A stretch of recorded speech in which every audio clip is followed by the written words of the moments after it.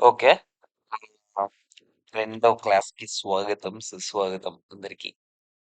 నిన్న మనం మీకు గుర్తుంటే ప్రొఫెషనల్ ఎథిక్స్ ఆల్రెడీ స్టార్ట్ చేసాము. సో, మళ్ళీ ఈ వీడియో మీరెవరైనా యూట్యూబ్‌లో చూసేవాళ్ళుంటే అంటే ఈరోజు ఈ 2 వీడియోస్ యూట్యూబ్‌లో వస్తాయి. ఈరోజు వీడియో కూడా ఎవరైనా యూట్యూబ్‌లో చూసేవాళ్ళుంటే వాళ్ళెవరికైనా ఇంట్రెస్ట్ ఉండుంటే ఒకవేళ క్లాసెస్ గురించి మీకు సెపరేట్ వీడియో చేసాము క్లాసెస్ డీటెయిల్స్ మీద. సో, మీకు ఇంట్రెస్ట్ ఉంటే ఒకవేళ కాంటాక్ట్ అవ్వండి ఆ నంబర్స్‌కి.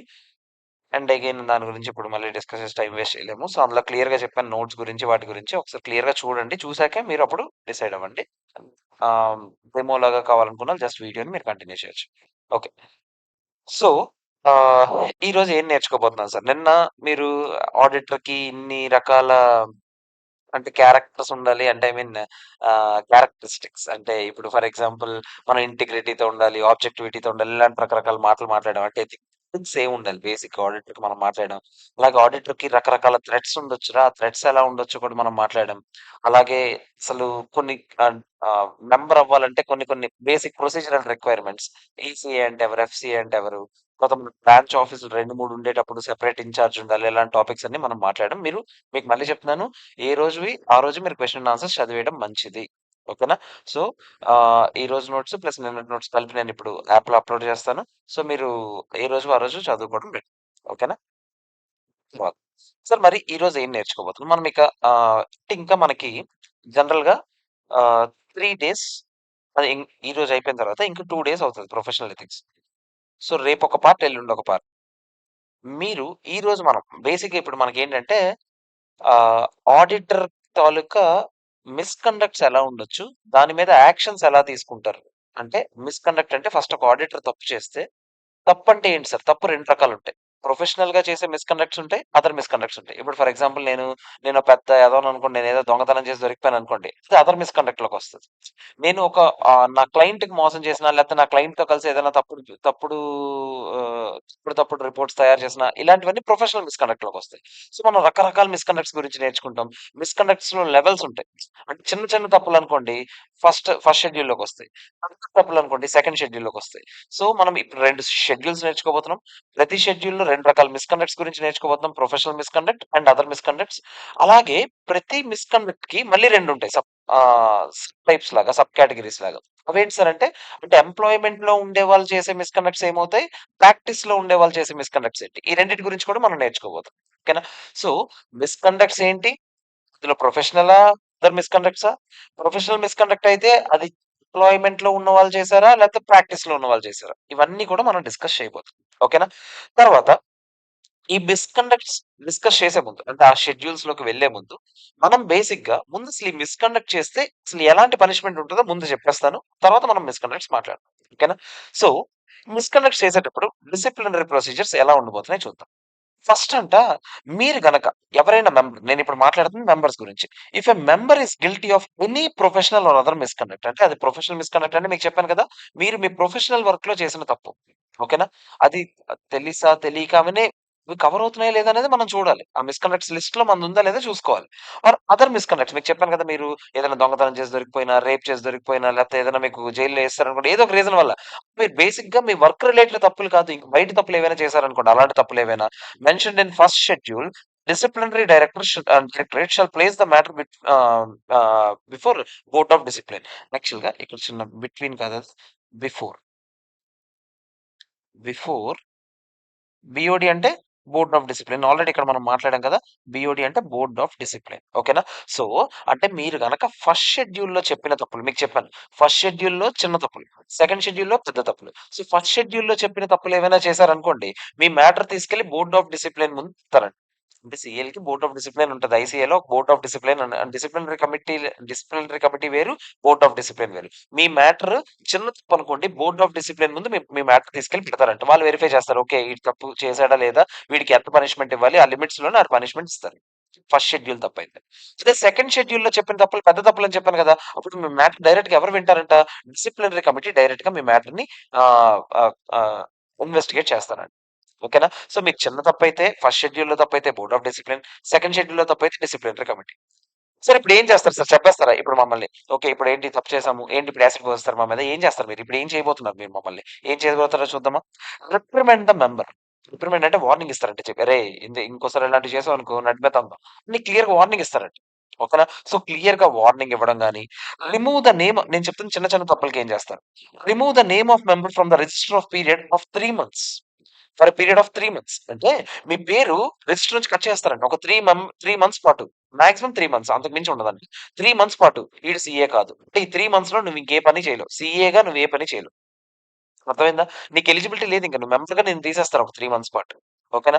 అలాగే నీ మీద ఫైన్ కూడా పడొచ్చంట. ఒక 1,00,000 వరకు ఫైన్ పడొచ్చు. నువ్వు ఫస్ట్ షెడ్యూల్‌లో చెప్పిన తప్పులేవైనా చేస్తే, నీ మీద ఎటువంటి యాక్షన్స్ తీసుకోవచ్చంటే, పోలీస్ వార్నింగ్ ఇవ్వచ్చు. 1,00,000 వరకు పెనాల్టీ ఎయచ్చు. లేదా నీకు నీ పేరనేది క్లియర్‌గా 3 మంత్స్ పాటు రిజిస్టర్ నుంచి తీసేయొచ్చు. ఈ అధికారాలన్నీ బోర్డ్ ఆఫ్ డిసిప్లిన్‌కి ఉంటుంది. ఓకేనా? సార్, ఇప్పుడు నేను పెద్ద తప్పు చేశాననుకోండి. నన్నేం చేస్తారు? పిలిచి పెద్ద వార్నింగ్ ఇస్తారు. Same warning point. ఇందాకల 1,00,000 ఫైన్ కదా! ఇప్పుడు 5,00,000 ఫైన్ ఎయొచ్చంట. అలాగే ఇందాకల 3 మంత్స్ పాటు తీసేస్తారని చెప్పాను కదా! ఇప్పుడు పర్మనెంట్‌గా తీసేసే ఛాన్స్ కూడా ఉందంట. Permanently or for such period as it thinks fit. పర్మనెంట్‌గా తీసేయొచ్చంట. Or for such period as it thinks fit. అంటే మేము పర్మనెంట్‌గా తీసేయొచ్చు. లేదా ఒక 6 ఇయర్స్ తీసేయండి, 5 ఇయర్స్ తీసేయండి, 7 ఇయర్స్ తీసేయండి. అలా లిమిట్ ఏం లేదు. ఆళ్ళిష్టం. నువ్వు చేసిన తప్పు నేచర్ బట్టి, దాని ఎఫెక్ట్ ఎలా ఉన్నదో దాన్ని బట్టి, వాళ్ళు నిన్ను ఎన్ని సంవత్సరాలు తీసేయొచ్చనేది వాళ్ళ ఇష్టం అన్నమాట. అర్థమైందా? సో, నీ తప్పు ఎలాంటిది అనేది డిసైడ్ చేయాలి ఫస్ట్. నువ్వు ఫస్ట్ షెడ్యూల్‌లో చెప్పిన తప్పు చేసావా? సెకండ్ షెడ్యూల్‌లో చెప్పిన తప్పు చేసావా? ఫస్ట్ షెడ్యూల్‌లో చెప్పిన తప్పు చెప్పుంటే నీ మీద ఎటువంటి యాక్షన్స్ తీసుకుంటాం. సెకండ్ షెడ్యూల్‌లో చెప్పిన తప్పులు చేసుంటే నీ మీద ఎటువంటి యాక్షన్స్ తీసుకుంటాం. అర్థమైందా? ఇవి మనం తప్పుల గురించి రకరకాల తప్పులు ఎలా ఉండబోతున్నాయి ఏంటనేది మనం మాట్లాడుకుందాం. ఓకేనా?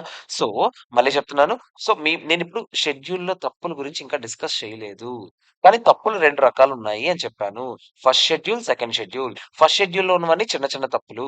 సెకండ్ షెడ్యూల్‌లో ఉన్నవన్నీ పెద్ద పెద్ద తప్పులు. తప్పుల్లో మళ్ళీ 2 రకాలుంటాయి. అవన్నీ తర్వాత విషయం. ఫస్ట్ షెడ్యూల్ తప్పులు చిన్న తప్పులు. సెకండ్ షెడ్యూల్ తప్పులు పెద్ద తప్పులు. ఫస్ట్ షెడ్యూల్‌లో చెప్పిన తప్పులేవైనా చేస్తే అప్పుడు నీ మీద ఎటువంటి యాక్షన్స్ తీసుకోవచ్చని ముందు నిన్ను తీసుకెళ్ళి నీ మ్యాటర్ తీసుకెళ్ళి బోర్డ్ ఆఫ్ డిసిప్లిన్ ముందు పెడతారు. సెకండ్ షెడ్యూల్‌లో చెప్పిన తప్పులు చేస్తే నీ మ్యాటర్ తీసుకెళ్ళి ఎక్కడ పెడతారు? డిసిప్లినరీ కమిటీ ముందు పెడతారు. దీనికి యాక్షన్స్ ఎలా ఉండబోతున్నాయి? రెండిట్లో వార్నింగ్స్ అయితే ఉంటాయి. ఫైన్స్ అయితే ఫస్ట్ షెడ్యూల్‌లో 1,00,000 ఇక్కడైతే 5,00,000 తర్వాత పీరియడ్ అంటే మీ మెంబర్‌షిప్ అని ఎన్ని రోజులు క్యాన్సెల్ చేసేయొచ్చు. రిజిస్టర్ నుంచి ఎన్ని రోజులు తీసేయొచ్చు. ఇక్కడైతే 3 మంత్స్ అక్కడైతే పర్మనెంట్‌గా తీసేసే ఛాన్స్ ఉన్నా కూడా ఆశ్చర్యపోనక్కర్లేదు. లేదా ఫర్ సచ్ పీరియడ్ వాళ్ళకి ఎన్ని రోజులు తీస్తే మంచిదనిపిస్తే అన్ని రోజులు వాళ్ళు తీస్తారు. అర్థమైందా? ఇది మీరు తప్పు చేస్తే జరిగే పర్యవసానాలు. ఓకేనా? సో, తప్పు చేస్తే జరిగేవేంటని చెప్పాను. బట్ ఆ తప్పులేంటనేది ఇంకా మనం డిస్కస్ చేయలేదు. ఆ తప్పుల గురించి ఈరోజు మనం మాట్లాడబోతున్నాం. ఓకేనా? సో, ఇప్పుడు అలాగే దాని గురించి డిస్కస్ చేసే ముందు ఒక చిన్న పాయింట్ ఉంది. క్వాలిటీ రివ్యూ బోర్డ్ అని ఒకటుంటుంది. ఆ క్వాలిటీ రివ్యూ బోర్డ్‌లో ఎవరున్నారు ఏంటనే డిస్కషన్ ఉంది. ఇది యాక్చువల్‌గా మనము దీంట్లో మాట్లాడుకుంటాము. సో, అంటే పీర్ రివ్యూ, క్వాలిటీ రివ్యూ చాప్టర్‌లో మళ్ళీ మనం మాట్లాడతాం. సో, దాని గురించి ఇక్కడ డిస్కషన్ మీరు పట్టించుకోవద్దు. అది పక్కన పెట్టేయండి. ఓకేనా? మిగతా టాపిక్స్ మనం మాట్లాడుకుందాం. అది ఇప్పుడొద్దు. ఓకే. సో, ఏంటి? తప్పులేంటి? మీకు చెప్పాను నేను. ఫస్ట్ తప్పుల్ని 2 విధాలుగా డివైడ్ చేయొచ్చురా. ఏంటేంటి సార్ ఆ 2 విధానాలంటే, ఒకటి ప్రొఫెషనల్‌గా చేసే తప్పులు, ఇంకోటి అదర్ తప్పులు. ప్రొఫెషనల్‌గా చేసే తప్పుల్లో మళ్ళీ 2 రకాలురా. ఒకటి ఎంప్లాయ్‌మెంట్‌లో ఉండేవాళ్ళు చేసిన తప్పులు, ఇంకోటి ప్రాక్టీస్‌లో ఉండేవాళ్ళు చేసిన తప్పులు.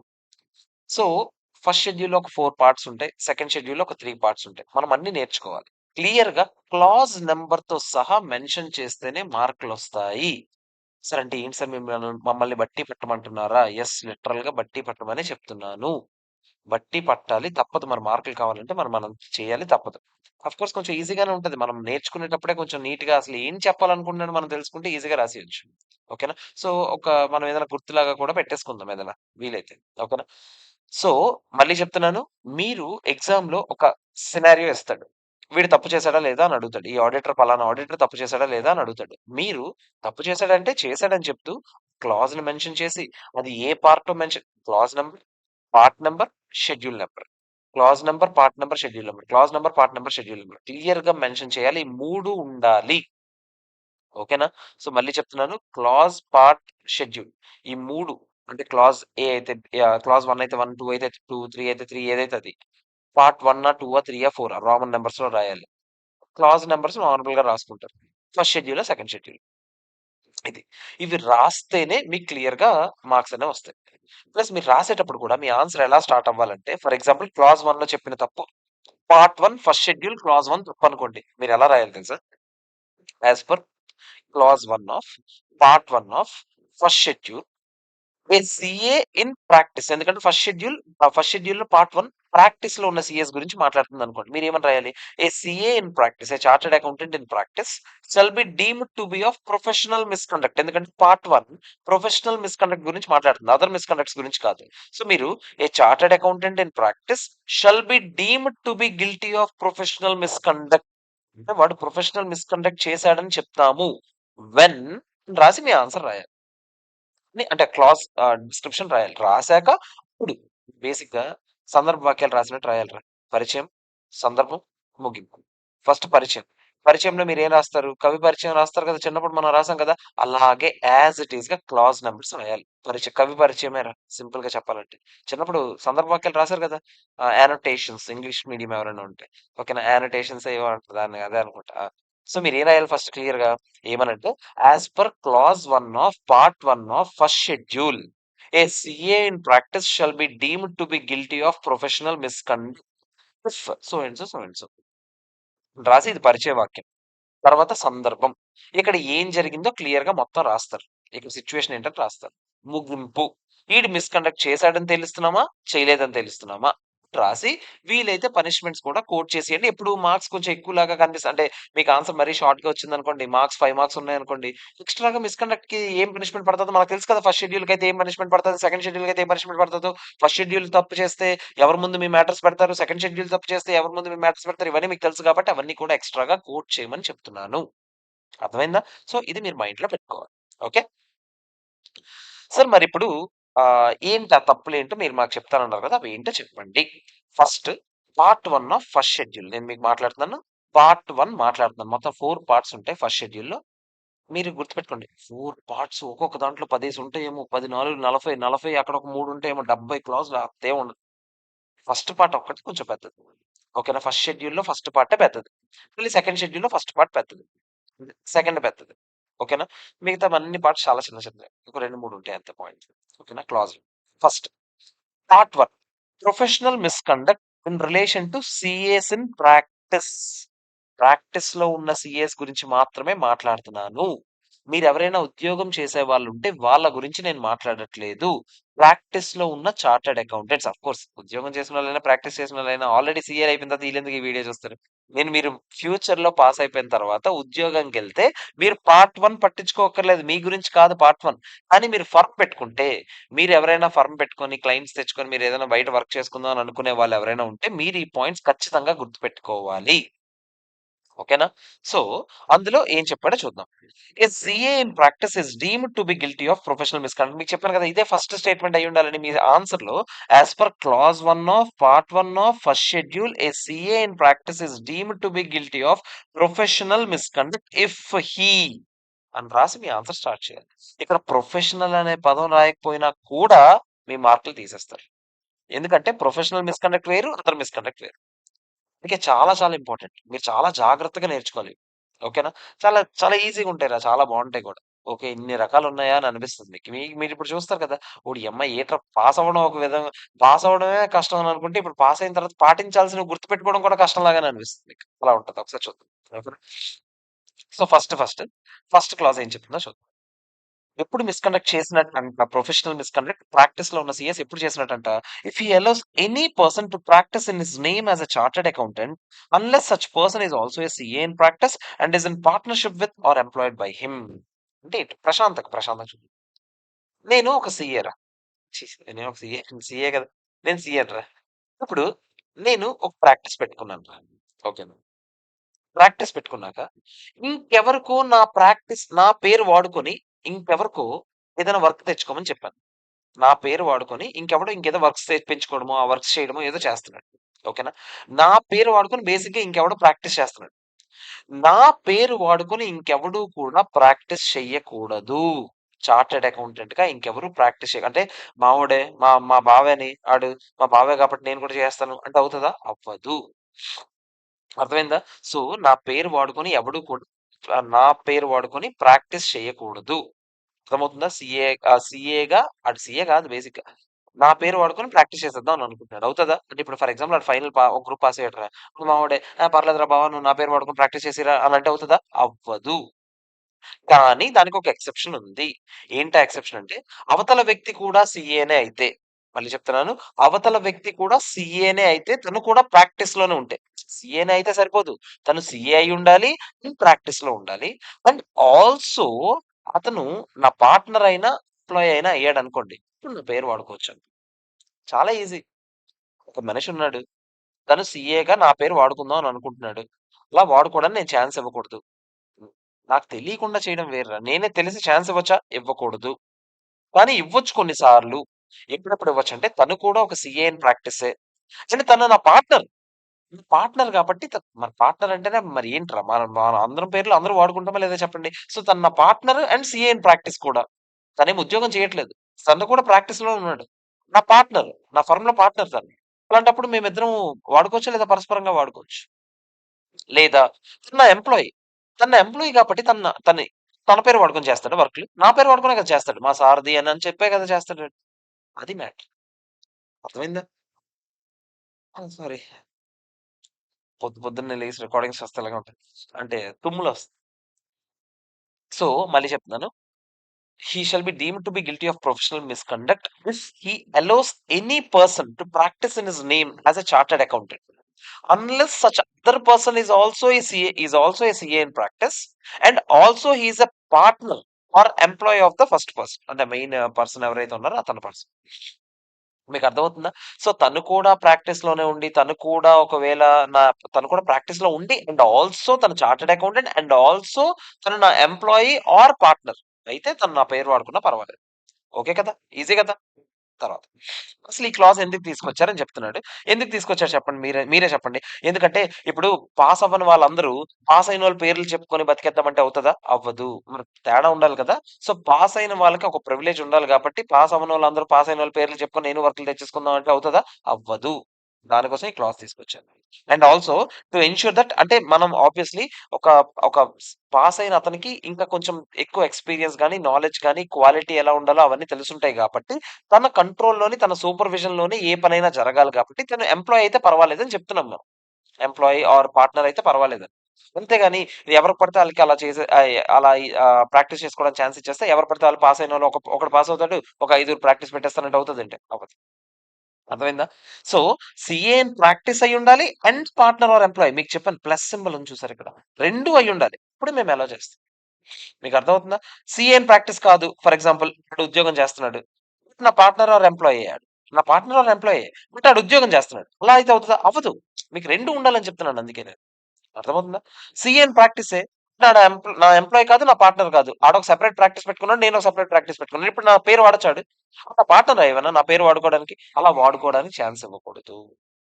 మీకు అర్థమవుతుందా? సో, ఈ 2 కేసెస్ అవ్వవు. 2 సాటిస్ఫై అయితేనే అవుతదన్నమాట. సో, చాలా ఈజీ ఫస్ట్ క్లాస్ అయిపోయిందన్నమాట. నాకందరూ ఒకసారి ఫస్ట్ క్లాస్ ఏంటో చెప్పాలి. ఫస్ట్ క్లాస్‌లో నేను చెప్పేటప్పుడు ఇప్పుడు మీరు ఆన్సర్ రాసారనుకోండి. For example Devi allowed his name Devi allowed his friend to use his name as a chartered accountant అని చెప్పి ఒక సిట్యుయేషన్ ఏదో ఇచ్చాడు. సినారియో ఫ్రేమ్ చేసి ఇచ్చాడు. ఇక్కడ ప్రొఫెషనల్ ఏదైనా మిస్‌కండక్ట్ ఉందా లేదా అని అడిగాడు. మనం ఏమని చెప్పాలి తెలుసా ఇప్పుడు దీని ఆన్సర్ రాసేటప్పుడు? యాస్ పర్ క్లాజ్ 1 ఆఫ్ నాతో పాటు మీరు చెప్పాలి. యాస్ పర్ క్లాజ్ 1 ఆఫ్ చెప్పట్లేదు మీరు నేను చూస్తున్నాను. As per clause 1 of part 1 of first schedule A CA in practice shall be deemed to be guilty of first schedule to the CA Chartered Accountants Act అని కూడా రాసేయండి వీలైతే. A CA in practice shall be deemed to be guilty of professional misconduct if he allows any person to use his name as a chartered accountant. ఓకేనా? Except when such other person is also a chartered accountant in practice and he is an employee or partner of the member. అదే ఎవరైతే ఇప్పుడు concern member ఉన్నారో of that concern member. అని రాసి పరిచయ వాక్యం. In this case so and so happened. So ఇది professional misconduct కిందే వస్తుంది. As per this schedule. So ఇప్పుడు పెనాల్టీస్ ఏమేమి పడొచ్చు. 1,00,000 వరకు పెనాల్టీ పడొచ్చు. నువ్వు ఈ తప్పు చేస్తే 1,00,000 వరకు పెనాల్టీ పడొచ్చు. నీకు పిలిచి వార్నింగ్ ఇవ్వచ్చు. లేదా 3 మంత్స్ వరకు నీ పేరైనా కట్ చేసేయొచ్చు రిజిస్టర్ నుంచి. ఇలాంటి తప్పులు ఏవైనా చేస్తే. సో జాగ్రత్తగా ఉండాలి. ప్రాక్టీస్‌లో ఉండే సీఎస్ జాగ్రత్తగా ఉండాలి. ఈ విషయం. ఓకేనా?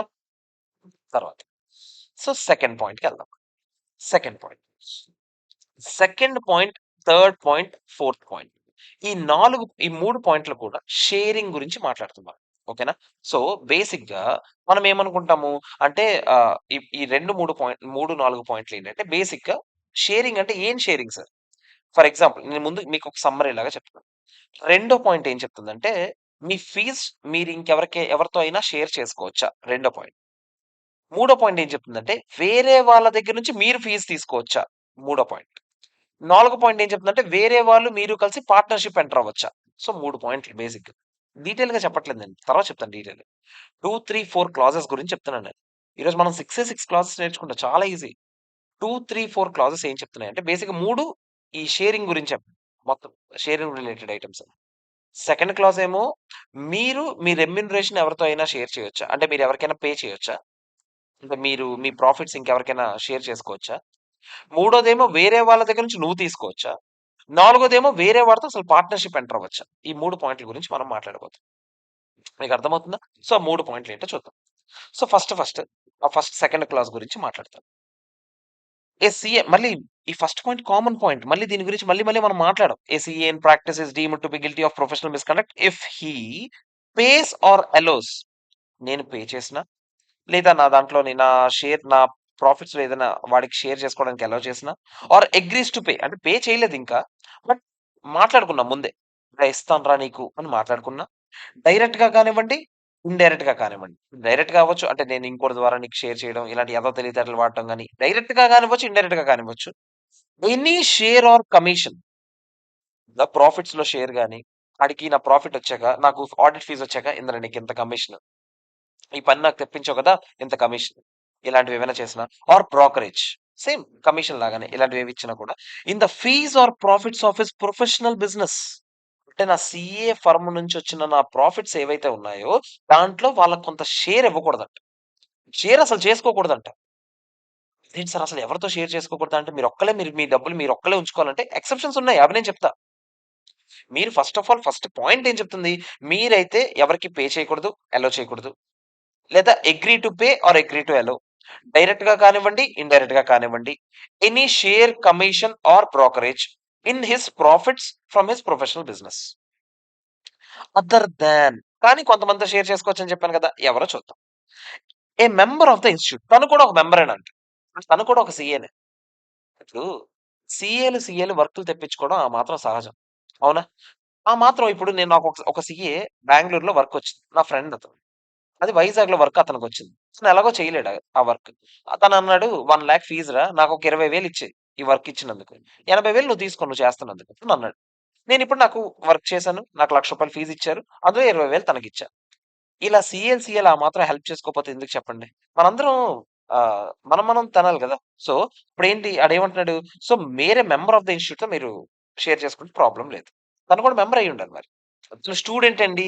నా స్టూడెంట్ కాబట్టి ఇప్పుడు నా స్టూడెంట్ ఎవడో ఉన్నాడు. ఫర్ ఎగ్జాంపుల్ నా స్టూడెంట్ ఒకతను ఇప్పుడు నాకు వర్క్ తీసుకొచ్చి ఇచ్చారు. నా స్టూడెంటే కదండీ! నేను అవ్వదు. మెంబర్‌తోనే అంటున్నాను నేను.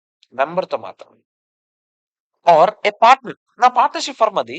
మేమందరం కలిపి మేము ఆర్‌డి అని ఏదో ఆర్‌డి అండ్ అసోసియేట్స్ అని ఒకటి పెట్టాము. Partnership firm. అందులో ఫర్ ఎగ్జాంపుల్ నేనిప్పుడు ఒక ఫర్మ్ పెట్టుకొని, అందులో నేనిప్పుడు ఆ ఫర్మ్‌లోని ఏదైనా షేర్ నేను ఆ పార్ట్నర్‌కి షేర్ చేసుకోవచ్చా లేదా? ఆఫ్‌కోర్స్ మరి పార్ట్నర్‌షిప్ ఫర్మ్ ఎందుకు పెట్టారు? మీ పార్ట్నర్‌తో మీరు షేర్ చేసుకోవచ్చు. ఏ ప్రాబ్లమ్ లేదు. ఏ రిటైర్డ్ పార్ట్నర్. మేము పెట్టినప్పుడు ఒక ముసలతను ఉండేవారు మా పార్ట్నర్‌షిప్ ఫర్మ్‌లో. అతను రిటైర్ అయిపోయారిప్పుడు. అతను రిటైర్ అయిపోయి అతని వర్క్స్ అన్ని మేమిప్పుడు హ్యాండిల్ చేసుకుంటున్నాం ఇంకా మా ఫర్మ్ తరపున. బట్ అతని వల్లే ఈ పేరు ఇవన్నీ వచ్చాయి కాబట్టి మేము అతనికి ఇంకా ఇప్పటికి ఇస్తున్నాం ఎంతో కొంత.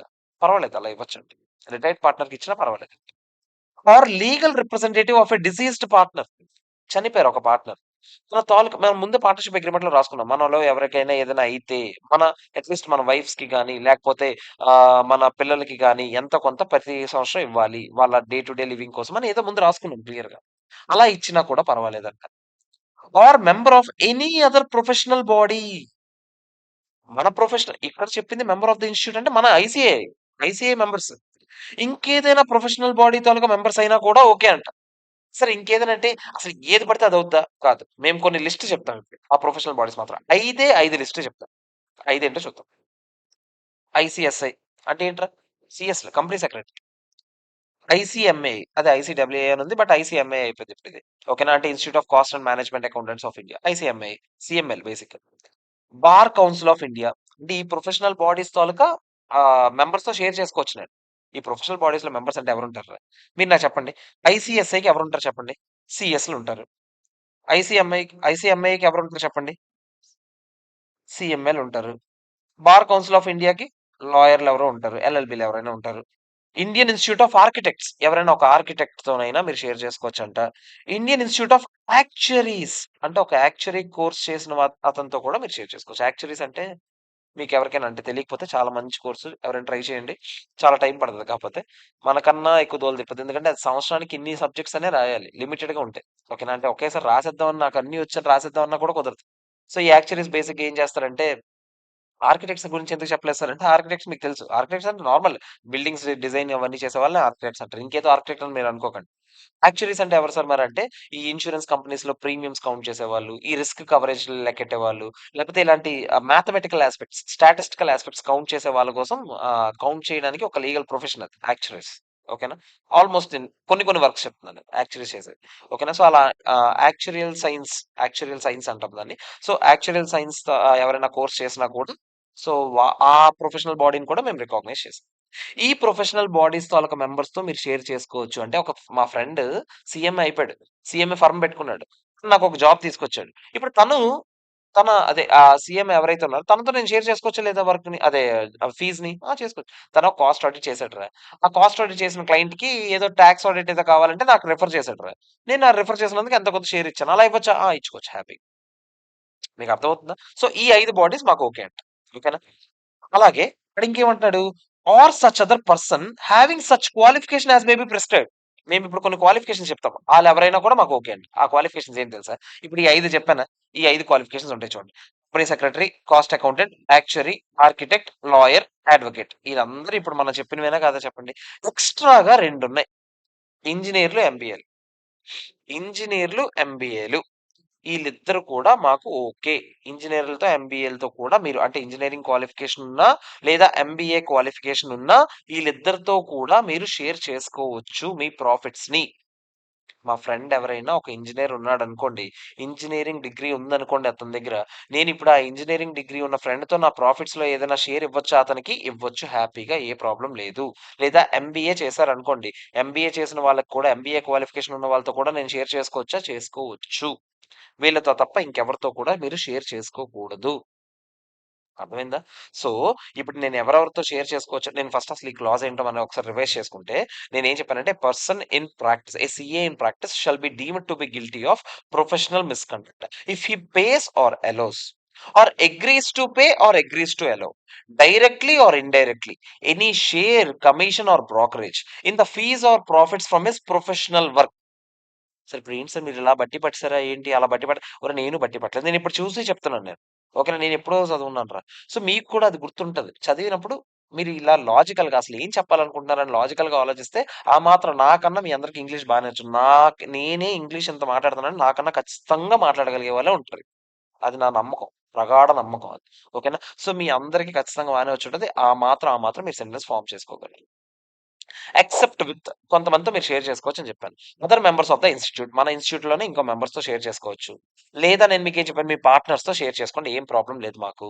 లేదా మీకు ఇంకోటేం చెప్పాను, మన రిటైర్డ్ పార్ట్నర్స్‌తో షేర్ చేసుకున్నా పర్వాలేదు. లేదా legal representatives of our partners. అంటే డిసీజ్డ్ పార్ట్నర్స్. అంటే పార్ట్నర్స్ చనిపోతే వాళ్ళ లీగల్ రిప్రజెంటేటివ్స్‌తో మీరు షేర్ చేసుకున్నా కూడా మాకి ఏ అభ్యంతరం లేదు. అర్థమైందా లేదా చెప్పండి? క్లియరా కాదా? ఇది మ్యాటర్. ఓకేనా? అలాగే మేము కొన్ని ప్రొఫెషనల్ బాడీస్ చెప్తాం. ఆ ప్రొఫెషనల్ బాడీస్ మెంబర్స్‌తో అయినా, లేదా మేము కొన్ని క్వాలిఫికేషన్స్ రికాగ్నైజ్ చేస్తాం. 2 ఒకటి బేసిక్‌గా ప్రొఫెషనల్ బాడీస్ 5 చెప్పానురా. ఐసీఎస్ఐ, ఐసీఎంఏ, తర్వాత బార్ కౌన్సిల్, తర్వాత నేను మీకేం చెప్పాను Indian institute of actuarial sciences అది యాక్చురీస్, ఇన్‌స్టిట్యూట్ ఆఫ్ యాక్చురీస్, తర్వాత ఇన్‌స్టిట్యూట్ ఆఫ్ ఆర్కిటెక్ట్స్. ఈళ్ళ 5 ప్రొఫెషనల్ బాడీస్ రికాగ్నైజ్ చేశాను. అలాగే ప్రొఫెషన్స్‌లో ఈ 5 ప్రొఫెషన్స్‌తో పాటు ఎక్స్‌ట్రాగా 2 చెప్పాను నేను ఇంజినీరింగ్, ఎంబీఏ. వీళ్ళతో మీరు షేర్ చేసుకోవచ్చు. ఏ ప్రాబ్లమ్ లేదు. సార్ మావోడు డిగ్రీ మాత్రమే చేసాడు సార్. అంటే ఆహ్, ఎంబీఏ చేయలేదు. మాస్టర్స్ చేయలేదు గానీ జస్ట్ డిగ్రీ మాత్రమే కంప్లీట్ అయింది సార్. ఇప్పుడు తనతో షేర్ చేసుకోవచ్చా? చేసుకోకూడదు. అర్థమైందా లేదా చెప్పండి? క్లియరా కాదా? ఇది మ్యాటర్. ఓకేనా? ఆ! దాంట్లోనే ఇంకా కొన్ని ఎక్స్‌ట్రా పాయింట్స్ ఉన్నాయి. అవేంటో చూద్దాం. కొన్ని కొన్ని పర్మిషన్ ఇచ్చార్రా. ఏంట్రా అంటే స్టేట్ గవర్నమెంట్ అంట కోఆపరేటివ్ సొసైటీస్ ఆడిట్ చేస్తున్నాం అనుకోండి. ఏదైనా ఒక కోఆపరేటివ్ సొసైటీ ఉంది. కోఆపరేటివ్ సొసైటీ అంటే చిన్న చిన్న సొసైటీస్ ఫార్మ్ చేస్తారు. వాళ్ళలో వాళ్ళే పరస్పరంగా హెల్ప్ చేసుకోవడానికి ఫార్మ్ చేసే సొసైటీస్‌ని మనం కోఆపరేటివ్ సొసైటీస్ అంటాం. సో, ఇలాంటి కోఆపరేటివ్ సొసైటీస్ అమూల్ ఉంది. అమూల్ ఒక కోఆపరేటివ్ సొసైటీ. ఇలాంటి కోఆపరేటివ్ సొసైటీస్‌కి ఆడిట్ చేయడానికి నిన్ను అపాయింట్ చేశారనుకుందాం. అంటే నువ్వు ఒక ఆడిటర్‌గా అపాయింట్ అయ్యావు. ఆ కోఆపరేటివ్ సొసైటీ ఫీస్‌లో ఏదైనా సరే స్టేట్ గవర్నమెంట్ కొంచెం డిడక్ట్ చేసిందనుకుందాం. ఎందుకు సార్ అంటే కొన్ని సార్లు స్టేట్ గవర్నమెంట్ కొన్ని అడ్మినిస్ట్రేటివ్ ఎక్స్‌పెన్సెస్ కోసం కొంత ఫీస్ డిడక్ట్ చేయొచ్చు కోఆపరేటివ్ సొసైటీస్ ఫీస్ నుంచి. ఫర్ ఎగ్జాంపుల్ రూ. 1,00,000 ఫీస్‌లో 10,000 డిడక్ట్ చేశారు. ఆ 10,000 ఇప్పుడు నువ్వు వాళ్ళతో షేర్ చేసుకున్నావు 10,000 షేర్ చేసుకోవడం అసలు ప్రొఫెషనల్ మిస్‌కండక్ట్ అని అనొచ్చా? అనకూడదు. ఓకేనా? సో, అది మాకు పర్మిషన్ ఇస్తున్నాం. అది మేము పర్మిషన్ ఇస్తున్నాం. ఆళ్ళే కదా! లాగేస్తుంది. So, state government for audit of cooperative societies by deposit of a percentage of his audit fee in state ట్రెజరీలో కొంచెం డిపాజిట్ చేసాం. By prescribed challan within a period prescribed by receipt of audit fee. అంటే ఆడేమంటాడు ఒక audit ఫీజ్‌లో ఇంత percentage అని ఒక 10%, 15% తీసుకెళ్ళి మాకు ట్రెజరీలో వేయండి. స్టేట్ గవర్నమెంట్ దగ్గర డిపాజిట్ చేయండి అని చెప్పారు. అడ్మినిస్ట్రేటివ్ ఎక్స్‌పెన్సెస్ కోసం. ఓకే. మేమెళ్లి డిపాజిట్ చేసాము. ఇది షేరింగ్ అనొచ్చా? అనకూడదు. ఐ మీన్ అంటే ఇది అలౌడేనా? ఆ! అలౌడే. మేమేమి అనము దీనికి. ప్రొఫెషనల్ మిస్‌కండక్ట్ కింద మేము రాము. మేము అంటే ఐ మీన్ మీ మీద క్వెషన్ చెయ్యము. మీకు అర్థమవుతుందా? అర్థమైంది. తర్వాత అలాగే ఇక్కడ నేచర్ నేమ్ ఇంపార్టెంట్ కాదంట. సబ్‌స్టెన్స్ ఇంపార్టెంట్ అంట. ఎందుకు సార్ ఈ పాయింట్ చెప్తున్నానంటే, ఆడేమంటున్నాడంటే, కొన్ని సార్లు మీరు ప్రాఫిట్స్‌లో షేర్ అని చెప్పకుండా అంటే నేనేమన్నాను? షేర్, కమిషన్, బ్రోకరేజ్ అని అన్నాను కదా! మీరు ఈ పేరు పెట్టకుండా అలవెన్స్, ఆఫీస్ ఎక్స్‌పెన్సెస్ ఇలాంటి ఏ పేర్లు పెట్టినా కూడా మేమక్కడ పేరు ఇంపార్టెంట్ కాదు. ఆ కింద నువ్వు ఏ నేచర్‌లో ఇస్తున్నావనేది మేము చూస్తాం. అది తవ్వుతాం. ఇది ఫీజ్‌లో షేరింగే అని మాకనిపిస్తే మేము ప్రొఫెషనల్ మిస్‌కండక్ట్ కింద డిక్లేర్ చేస్తాం. అంటే మేము పేరెలా పెట్టాం సార్, దీన్ని అలవెన్స్ అంటాం సార్ మేము. మాకిది ఫీజ్‌లో షేర్ కాదు సార్ అంటే, అలాంటివి కుదురుతాయా? కుదరదు. సో, ఆడేమంటున్నాడు, CA gave 50% of audit fees to the complainant ఒక నాన్ సీఏతో షేర్ చేశాడంట. అండర్ ద నామెన్‌క్లేచర్ అంటే ఏ పేరుతో నామెన్‌క్లేచర్ అంటే పేరు. ఏ పేరుతోనంట ఆఫీస్ అలవెన్స్ అని షేర్ చేశాడంట. And such arrangement continued for number of ఇయర్స్‌గా ఆఫీస్ అలవెన్స్ అని ఇస్తూనే ఉన్నాడంట. ఓకేనా? So, guilty of professional misconduct అవుద్ది. Because it is not the nomenclature that is important. But it is the substance of the transaction which has to be looked into. అంటే పేరు important కాదు. అంటే మీరు ఏ అలవెన్స్ ఇస్తున్నారు, అక్కడ ఏ పేరుతో ఇస్తున్నారు అనేది ఇంపార్టెంట్ కాదు. అక్కడ సబ్‌స్టెన్స్ ఏంటనేది చాలా చాలా ఇంపార్టెంట్. అర్థమైందా? ఫర్ సపోజ్ ఇప్పుడు స్టీల్ ప్లాంట్‌లో ఆడిట్లు తెప్పించుకోవడానికి నేనేం చేశానంటే స్టీల్ ప్లాంట్ ఫర్ ఎగ్జాంపుల్ అనుకోండి. నేను ఇన్‌కమ్ టాక్స్ రిటర్న్స్ ఏస్తున్నానురా. ఇప్పుడు జనరల్‌గా కొంతమంది చాలా మంది మీ ఫ్రెండ్స్ కూడా మా ఫ్రెండ్స్ కూడా చాలా మందుంటారు. ఇప్పుడు కొన్ని ఇన్‌కమ్ టాక్స్ రిటర్న్స్ తెప్పించినందుకు ఎవరో ఒక అతనుంటారు. అతని ఫ్రెండ్స్ అందరి దగ్గర నుంచి ఇన్‌కమ్ టాక్స్ రిటర్న్స్ తెప్పిస్తాడు. అతనికి మనం ఎంతో కొంత షేర్ ఇవ్వాలనుకోండి కాసేపు. ఇతను పైన చెప్పిన వాటిలో ఎందులో కవర్ అవ్వలేదనుకోండి. ఇప్పుడు నేను అతనితో ఫీస్ షేర్ చేసుకోవచ్చా అసలు? చేసుకోకూడదు. మీకర్థమవుతుందా? సో, మీ ఫ్రెండ్స్ అందరూ అంటే జాబులు చేసేవాళ్ళు చేసుకుంటే, జాబులు చేసేవాళ్ళకి అది మిస్‌కండక్ట్ అవుద్దా లేదా అనేది మనం కింద నేర్చుకుంటున్నాం. నేనిప్పుడు మాట్లాడుతుంది ఫస్ట్ షెడ్యూల్‌లో పార్ట్ 1లో పార్ట్ 1లో నేను ఎవరి గురించి మాట్లాడుతున్నాను? జాబులు చేసే వాళ్ళ గురించా? ప్రాక్టీస్‌లో ఉన్న వాళ్ళ గురించా? ప్రాక్టీస్‌లో ఉన్న వాళ్ళ గురించి మాట్లాడుతున్నాను. సో, ప్రాక్టీస్‌లో ఉన్న వాళ్ళు ఎవరైనా షేర్ చేసుకున్నారనుకోండి, మీ ఫ్రెండ్స్‌కి చెప్పండి. "అరె! అది ప్రొఫెషనల్ మిస్‌కండక్ట్ అంట కదరా!" అని. అది ప్రొఫెషనల్ మిస్‌కండక్ట్. చేస్తే గీస్తే క్యాష్‌లో చేసుకోండి. దొరికినా సావగొడతారు. అర్థమైందా? అలాంటివేమి చేయొద్దు. నేను సరదాగా చెప్తున్నాను. అలాంటివి చేయకూడదు మీరు. ఓకేనా? అది మ్యాటర్. తర్వాత నెక్స్ట్ అందులోనే ఇంకో పాయింట్ కూడా ఉందిరా. ఈ ఈ క్లాజ్‌లోనే ఇంకో point. Treatment of good will. ఇప్పుడు ఒక పార్ట్నర్ చనిపోయాడు. ఫర్ ఎగ్జాంపుల్ ఒక పార్ట్నర్ చనిపోయాడు. పార్ట్నర్స్ చనిపోయేటప్పుడు వాళ్ళ లీగల్ రిప్రజెంటేటివ్స్‌కి పార్ట్నర్ తరపున ఎంతో కొంత గుడ్ విల్ అమౌంట్ పే చేసే ఛాన్సెస్ ఉన్నాయి. అంతే కదా! మన పార్ట్నర్‌షిప్ అకౌంట్స్‌లో నేర్చుకున్నామా లేదా చెప్పండి. రిటైర్ అవుతున్న పార్ట్నర్ గాని, లేకపోతే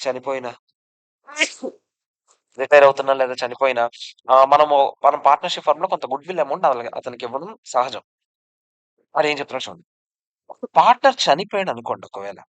only if the partnership agreement contains such provision legal representatives can continue to receive a share of the firm. అంటే ఒక పార్ట్నర్ చనిపోయిన తర్వాత మేము పార్ట్నర్‌షిప్ అగ్రీమెంట్‌లో క్లియర్‌గా రాసుకున్నాం. లీగల్ రిప్రజెంటేటివ్స్‌కి ఎంతో కొంత ఇవ్వచ్చు. ప్రతి సంవత్సరం ఇంత ఇవ్వాలి అని రాసుకున్నాం. ఇప్పుడు అలా షేర్ చేసుకోవచ్చా లేదా? హ్యాపీగా షేర్ చేసుకోవచ్చు. ప్రాబ్లమే లేదు. ఇదే కదా ఇందాకల మనం మాట్లాడాం. పైన కూడా మాట్లాడాం కదా! లీగల్ రిప్రజెంటేటివ్స్‌తో మీరు షేర్ చేసుకొని పర్వాలేదని. కిందకి రండి. ప్రొప్రైటర్ చనిపోయాడనుకోండి. ఒక సోల్ ప్రొప్రైటర్ ఫర్మ్ అది. ఓకేనా? సోల్ ప్రొప్రైటర్‌షిప్ ఫర్మ్ అది. అందులో ప్రొప్రైటర్ చనిపోయాడు. ఏదో రీజన్ పాపం ఏదో చనిపోయాడు. ఫర్మ్ ఉండిపోయింది. ఇప్పుడు ఆ ఫర్మ్‌ని ఈ పిల్లలందరూ కలిసి ఏం చేశారంటే, ఆ ఫర్మ్‌ని వేరే ఇంకొక అతనొచ్చి మీ హస్బెండో లేకపోతే వైఫో ఎవరో ఒకళ్ళు చనిపోయారు కదండీ! ఆ ఫర్మ్ మేము కంటిన్యూ చేసుకుంటాం. ఇంత మీకు డబ్బులిచ్చేస్తాము. ఈ ఫర్మ్‌లో క్లయింట్స్ అన్ని మేము కంటిన్యూ చేసుకుంటాం అని చెప్తున్నారు. ఓకేనా? ఇప్పుడు ఒకప్పుడు ప్రొవిజన్స్ ఎలా ఉండేవో మనకు పక్కన పెట్టండి. ఇప్పుడు మనకది అవసరం లేదు. ఇప్పుడు ప్రొవిజన్స్ ఎలా ఉన్నాయనేది మనకి ఇంపార్టెంట్. 30థ్ ఆగస్ట్ 1998 తర్వాత అంటే మనందరం బేసిక్‌గా మనందరి డేట్ ఆఫ్ బర్త్‌లు ఇవి. అంటే నాదైతే మీరు చిన్నపిల్లలనుకోండి చిన్నపిల్లలు, పెద్దోళ్ళంటే పెద్దోళ్ళు ఎవరైనా. 1998 అని గుర్తుపెట్టుకోవడం చెప్తా. తర్వాత నుంచి ఏది ఇంపార్టెంట్ అదే important. Name of such entity shall be kept in abeyance only up to a period of 1 year from the death of proprietor. అంటే ఇప్పుడు ఈ ఫర్మ్ పేరు దేవి ప్రసాద్ అండ్ కో. దేవిగఢ్ పకడ్సెడ్ అనుకుందాం కాసేపు. ఓకేనా? దేవి ప్రసాద్ అండ్ అసోసియేట్స్ ఫర్మ్ పేరు. దేవిగఢ్ పకడ్సెడ్. టప్పకట్టగా దేవి ప్రసాద్ అండ్ అసోసియేట్స్ అనే పేరు ఏదైతే ఉందో ఇది 1 ఇయర్ పాటు హోల్డ్‌లో పెడతారు. ఎవరికీ పేరుని అలోకేట్ చేయరు. ఈడు పోయాడు కదా! ఇప్పుడు ఈడి పేరు ఎట్టుకొని ఎవడైనా ఫర్మ్ పెట్టేద్దాం. వెంటనే ఆ క్లయింట్‌లందరూ మోసపోయి నా దగ్గరికొచ్చేస్తారు అని అనుకోవచ్చు కదా నువ్వు. అందుకే ఫస్ట్ 1 ఇయర్ వరకు ఆ పేరు హోల్డ్‌లో ఉంటది. ఫస్ట్ నీకెవ్వరు ఎవరు కొత్తోళ్ళకివ్వరు ఆ పేరు. ఎందుకంటే ఒకసారి ఒక పేరు ఒక ఫర్మ్‌కి ఇచ్చాక ఇంకో ఫర్మ్‌కి అలోకేట్ చేయరు. అందుకనే చెప్తున్నా. సో 1 ఇయర్ పాటు హోల్డ్‌లో పెడతారు. పెట్టి the sale should be complete in all aspects within a year of death of such proprietor. ఈ 1 ఇయర్ లోపలే ఈ లీగల్ రిప్రజెంటేటివ్స్ ఎవరైతే ఉన్నారో ఈ పిల్లలందరూ కలిసి ఇంకెవరికైనా ఈ పేరుని అమ్మేయొచ్చు. అమ్మేస్తే ఇక పైన వాళ్ళు కంటిన్యూ చేసుకుంటారు. 1 ఇయర్ వరకు హోల్డ్‌లో పెడతారు. 1 ఇయర్ లోపల అమ్మలేకపోయారనుకోండి, ఇప్పుడు ఎవరికైనా ఇచ్చేస్తారు ఈ పేరు. అంటే ఎవరైనా అప్లై చేసుకుంటే వాళ్ళకి ఆ పేరు ఇచ్చేస్తారు. సో, ఫస్ట్ 1 ఇయర్ వరకు టైమ్ ఉంది. 1 ఇయర్ వరకు మీరు ఈ పేరుని మీరేం చేయొచ్చు, వేరే వాళ్ళకి ట్రాన్స్‌ఫర్ చేయొచ్చు. ఓకేనా? In case of dispute as to legal heir of deceased proprietor. ఇప్పుడు దేవిగడు పప్ప కట్టాడు కదా! దేవిగడికి ఒక 2, 3 యాపారాలు ఉన్నాయనుకుందాం కాసేపు అనుకోడానికి. ఇప్పుడు దేవిగడికి ఒక 2, 3 ఫ్యామిలీస్ ఉన్నాయి. నా కొడుకని అది మా నాన్నని ఇద్దరు పిల్లలు కొట్టుకుంటున్నారనుకోండి. ఈ మా నాన్నని ఇద్దరు పిల్లలు కొట్టుకుంటున్నారు. లేపోతే ఉన్న ఒక వైఫ్ తాలూకు పిల్లలే ఏం చేశారంటే నాకొస్తది ఆస్తి అని ఏదో సంథింగ్ ఆళ్ళిద్దరు కొట్టుకొని సస్తున్నారు. ఆళ్ళిద్దరు కొట్టుకొని సస్తే ఫస్ట్ ఆళ్ళిద్దరు కొట్టుకొని ముందు ఏదో ఒకటి తేల్చుకోవాలి కదా! సో, అప్పుడేమంటున్నాడు చూడండి. The information as to the existence of dispute shall be received by the institute within a year of death of proprietor. ముందు ఇన్‌స్టిట్యూట్‌కి మీరిద్దరు కొట్టుకుంటున్నారు కదా! మా పిల్లలిద్దరు కొట్టుకుంటున్నారు కదా! ఇన్‌స్టిట్యూట్‌కి ముందు 1 ఇయర్ లోపు నేను చనిపోయిన 1 ఇయర్ లోపల ఇన్‌స్టిట్యూట్‌కి ఈళ్ళెళ్లి చెప్పాలంట ఏమని? బాబు ఆగు. 1 ఇయర్ కాదు హోల్డ్‌లో పెట్టను. నువ్వు ఉంచు ముందు. ఎందుకంటే మేమిద్దరం కొట్టుకొని సస్తున్నాం ఫస్ట్ ఇప్పుడు. కింద పిల్లలిద్దరు కొట్టుకుంటున్నారు. నువ్వు ఉంచు కాసేపు. ఆ డిస్ప్యూట్ అవుతుంది అని చెప్పాక వాళ్ళు హోల్డ్‌లో పెడతారు ఫస్ట్. నువ్వు ఆ డిస్ప్యూట్ సెటిల్ అయిపోయిన 1 ఇయర్‌లో నువ్వు ఈ ఫర్మ్ పేరు అమ్మేయాలి. డిస్ప్యూట్ సెటిల్ అయిన 1 ఇయర్ లోపు ఈ ఫర్మ్ పేరు అమ్మేయాలి. బేసిక్‌గా 1 ఇయర్ ఇక్కడ చనిపోయినప్పటి నుంచి కౌంట్ చేయరు. డిస్ప్యూట్ సెటిల్ అయినప్పటి నుంచి కౌంట్ చేస్తారు. అది మ్యాటర్ ఇక్కడ. కాకపోతే ప్రొవైడెడ్ 1 ఇయర్ లోపల ఇన్ఫార్మ్ చేయాలి నువ్వు. ఏమని? ఇలా డిస్ప్యూట్ అవుతుందని ఇన్ఫార్మ్ చేస్తేనే అప్పుడు హోల్డ్‌లో పెడతారు. నువ్వు 1 ఇయర్ అయిన తర్వాత సార్ ఇంకా డిస్ప్యూట్‌లో ఉంది సార్. మీరు ఎలా సార్ అమ్మేస్తారు? ఆ పేరు అని అంటే అవుతదా? అవ్వదు. సో, ముందు పార్ట్నర్ అది ప్రొప్రైటర్ చనిపోయిన 1 ఇయర్ లోపు మీరేం చేయాలి? ముందు అప్లికేషన్ పెట్టుకోవాలి. ఏమని? బాబు మా ఇద్దరి గొడవ అవుతుంది. లీగల్ రిప్రజెంటేటివ్ ఎవరు అని చెప్పి గొడవ అవుతుంది. కాసేపు హోల్డ్‌లో పెట్టని చెప్తాం. ఆ గొడవ సెటిల్ అయిన 1 ఇయర్ వరకు మనకు టైమ్ ఉంటది. ఆ గొడవ సెటిల్ అయిన 1 ఇయర్‌లో నేనేం చేయాలి? ఆ ఫర్మ్ పేరు అమ్మేయాలి ఎవరికి. అర్థమవుతుందా లేదా చెప్పండి? ఫర్మ్ అంటున్నారు మళ్ళీ ప్రొప్రైటర్ అంటారు. ఫర్మ్ అంటే ప్రొప్రైటర్‌షిప్ ఫర్మ్ కూడా ఫర్మే. చిన్నప్పుడు ఫర్మ్‌లు మాట్లాడకండి మీరిప్పుడు. ఫర్మ్ అంటే ప్రొప్రైటర్‌షిప్ ఫర్మ్ అవ్వచ్చు, పార్ట్నర్‌షిప్ ఫర్మ్ అవ్వచ్చు. ఏదైనా అవ్వచ్చు. అర్థమైందా లేదా చెప్పండి? ఓకేనా కాదా? ఇది గుడ్ విల్ సంబంధించిన పాయింట్. చాలా ఇంట్రెస్టింగ్ పాయింట్. మళ్ళీ చెప్పండి. నేనేం చెప్పానంటే ఫస్ట్ ఒక పార్ట్నర్‌షిప్ ఫర్మ్‌లో ఎవడైనా పోయాడనుకోండి. పార్ట్నర్‌షిప్ అగ్రీమెంట్‌లో క్లియర్‌గా రాసుకుంటే అప్పుడు ఆ లీగల్ రిప్రజెంటేటివ్స్ మనం షేర్ చేయొచ్చా లేదా ప్రాఫిట్స్‌లో షేర్ హ్యాపీగా చేసుకోవచ్చు. ఒక ప్రొప్రైటర్ పోయాడనుకోండి. అప్పుడు ఆ ప్రొప్రైటర్ తాలూకా ఫర్మ్ నేమ్ ఏదైతే ఉందో అది కావాలంటే వేరే వాళ్ళకి అమ్మేయొచ్చు. కానీ ఎంత పీరియడ్ లోపల అమ్మేయాలి? 1 ఇయర్ లోపల అమ్మేయాలి. 1 ఇయర్ లోపల అమ్మలేకపోతే ఫర్మ్ పేరు ఓపెన్‌గా ఎవరైనా అప్లికేషన్ పెట్టుకుంటే వాళ్ళకి అలోకేట్ చేసేస్తారు. 1 ఇయర్ లోపల అమ్మలేకపోయారు. ఎందుకు అంటే రీజన్ ఒకవేళ డిస్ప్యూట్ అవుతుంది. ఏదైనా డిస్ప్యూట్ వల్ల 1 ఇయర్ లోపల అమ్మలేకపోయారనుకోండి. ముందు ఆ డిస్ప్యూట్ అవుతుందనే విషయాన్ని 1 ఇయర్ లోపల తెలియజేయాలి బోర్డ్‌కి. బోర్డ్ వాళ్ళు హోల్డ్ చేస్తారు. మీరు ఆ డిస్ప్యూట్ సెటిల్ అయిన 1 ఇయర్ లోపల మీరు ఆ పేరుని అమ్మేయాలి. అమ్మలేకపోతే అప్పుడేమవుతది? మళ్ళీ సేమ్ యాస్ యూజువల్ వాళ్ళు ఓపెన్ టు ఆల్ ఎవరు కావాలంటే ఆళ్ళు అప్లై చేసుకుంటే వాళ్ళకి అలోకేట్ చేసేస్తారు. అర్థమైందా లేదా చెప్పండి? సో, మీరు సీఏ అయిన తర్వాత ఎవరెవరు పోతున్నారు? ఎవరు ఎవరు పోయేలా ఉన్నారు అని క్లియర్‌గా అబ్జర్వ్ చేసుకొని ఇలాంటివన్నీ చూసుకోవాలి. అలాంటివి అవ్వవులే. జనరల్‌గా ఒక ఫర్మ్ పరస్పరంగా కంటిన్యూ అవుతూనే ఉంటుంది చిన్నప్పటి నుంచి. ఒకళ్ళెళ్తే ఇంకో 10 మంది జాయిన్ అయ్యి ఉంటారు అందులో ఆల్రెడీ ఆ పార్ట్నర్స్‌గా. ఓకేనా? అర్థమైందా లేదా చెప్పండి? క్లియరా కాదా? ఇది మ్యాటర్. ఇది second clause. So, second clause కొంచెం పెద్దే. చిన్నదని నేను చెప్పను. సెకండ్ క్లాజ్ కొంచెం పెద్దే. థర్డ్, ఫోర్త్ మళ్ళీ చిన్నది. థర్డ్, ఫోర్త్, ఫిఫ్త్, సిక్స్త్ మళ్ళీ పెద్దది. సో, సెకండ్ క్లాజ్‌లో మనం ఏం నేర్చుకున్నాం మీరిప్పుడు చూసారు. సో, ఇదంతా మనం షేర్ చేసుకునే విషయం గురించి మాట్లాడాం. ఇప్పుడు థర్డ్ క్లాస్ ఏమై ఉంటది? మనం ఎవరి దగ్గర నుంచైనా తీసుకోవచ్చా? ఇది సింపుల్. ఎందుకంటే సెకండ్ పాయింట్ నేర్చేసాం కాబట్టి థర్డ్ పాయింట్ ఏం చెప్తుంది చూడండి. మీరు యాక్సెప్ట్ చేసిన ఆర్ అగ్రీస్ టు యాక్సెప్ట్. ఇందాకల pays or allows or agrees to pay or agrees to allow అని చెప్పామా? ఇప్పుడు accepts or agrees to accept. Any part of profits of the professional work of a person who is not a member of the institute. అవతల అతను member అయితే okay. మీరు ఒక member నుంచి మీరు షేర్ చేసుకుంటే పర్వాలేదు. ఎందుకంటే ఇటు సైడ్ ఎళ్లి వాళ్ళు ఇవ్వచ్చు అని చెప్పినప్పుడు, ఇటు సైడ్ వచ్చి మీరు తీసుకోకూడదని చెప్తానేంటి. అటు సైడ్ ఎళ్లి వాళ్ళు ఇవ్వచ్చు. ఇటు సైడ్ నుంచి నువ్వు తీసుకోవచ్చు కూడా. అర్థమైందా? ఒక మెంబర్‌తో నువ్వు షేర్ చేసుకోవచ్చు. ఏ ప్రాబ్లమ్ లేదు. మెంబర్ కాకుండా ఇంకెవరితో కూడా షేర్ చేసుకోకూడదు. ఎక్సెప్షన్స్ ఉంటాయి మళ్ళీ.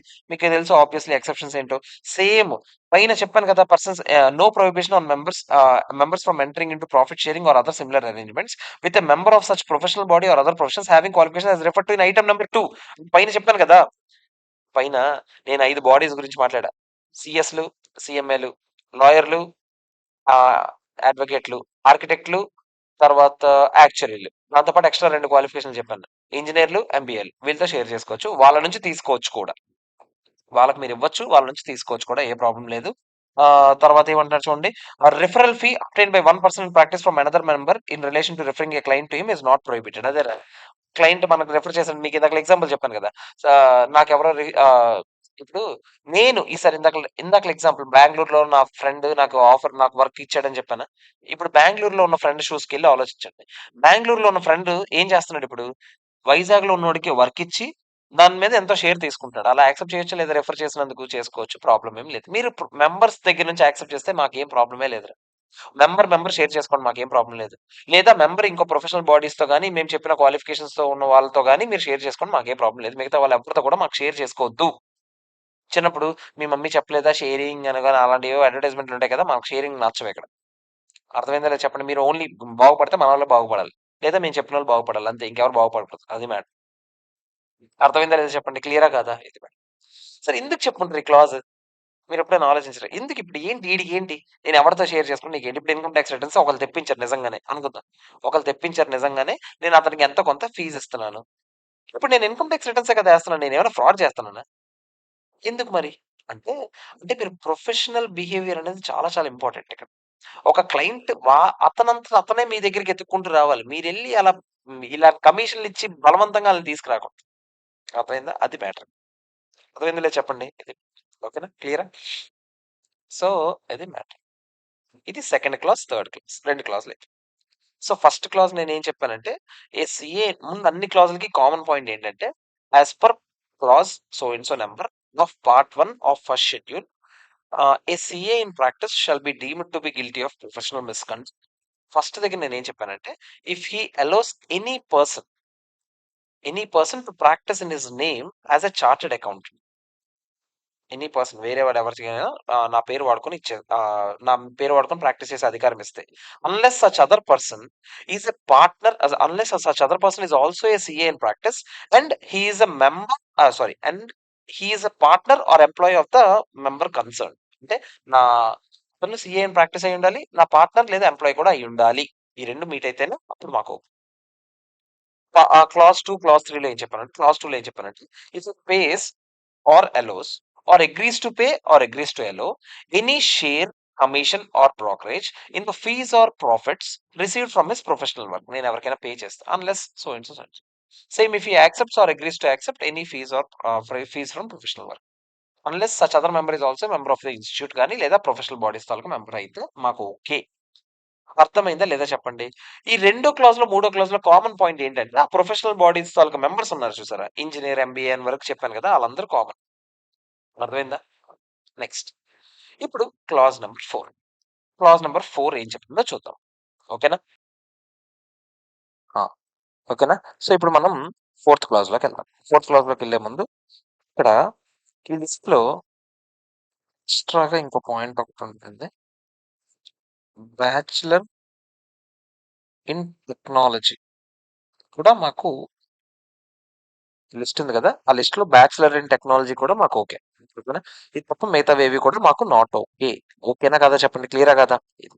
తర్వాత ఇప్పుడు క్లాజ్ నంబర్ 4 ఇది చాలా చాలా ఇంపార్టెంట్. ఇది మీరు మైండ్‌లో పెట్టుకోవాలి. ఎందుకంటే ఇప్పుడు సీఏ అయిపోయిన తర్వాత నా బతుకింతనే ఇంక నేను ఇంకేమి చేయకూడదని మీరు ఇప్పుడు హోటల్ పెడదాం అనుకుంటున్నారు. లేపోతే సరదాగా ఫుడ్ ట్రక్ పెడదాం అనుకుంటున్నారు. ఇలాంటివేమైనా థాట్స్ ఉన్నాయనుకోండి మీకు. మీకిది చాలా చాలా ఇంపార్టెంట్. ఇది జాగ్రత్తగా వినండి ఇదేంటి.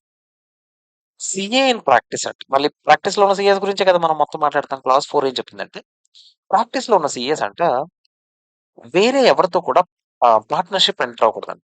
ఎక్సెప్ట్ కొంతమందితో తప్ప.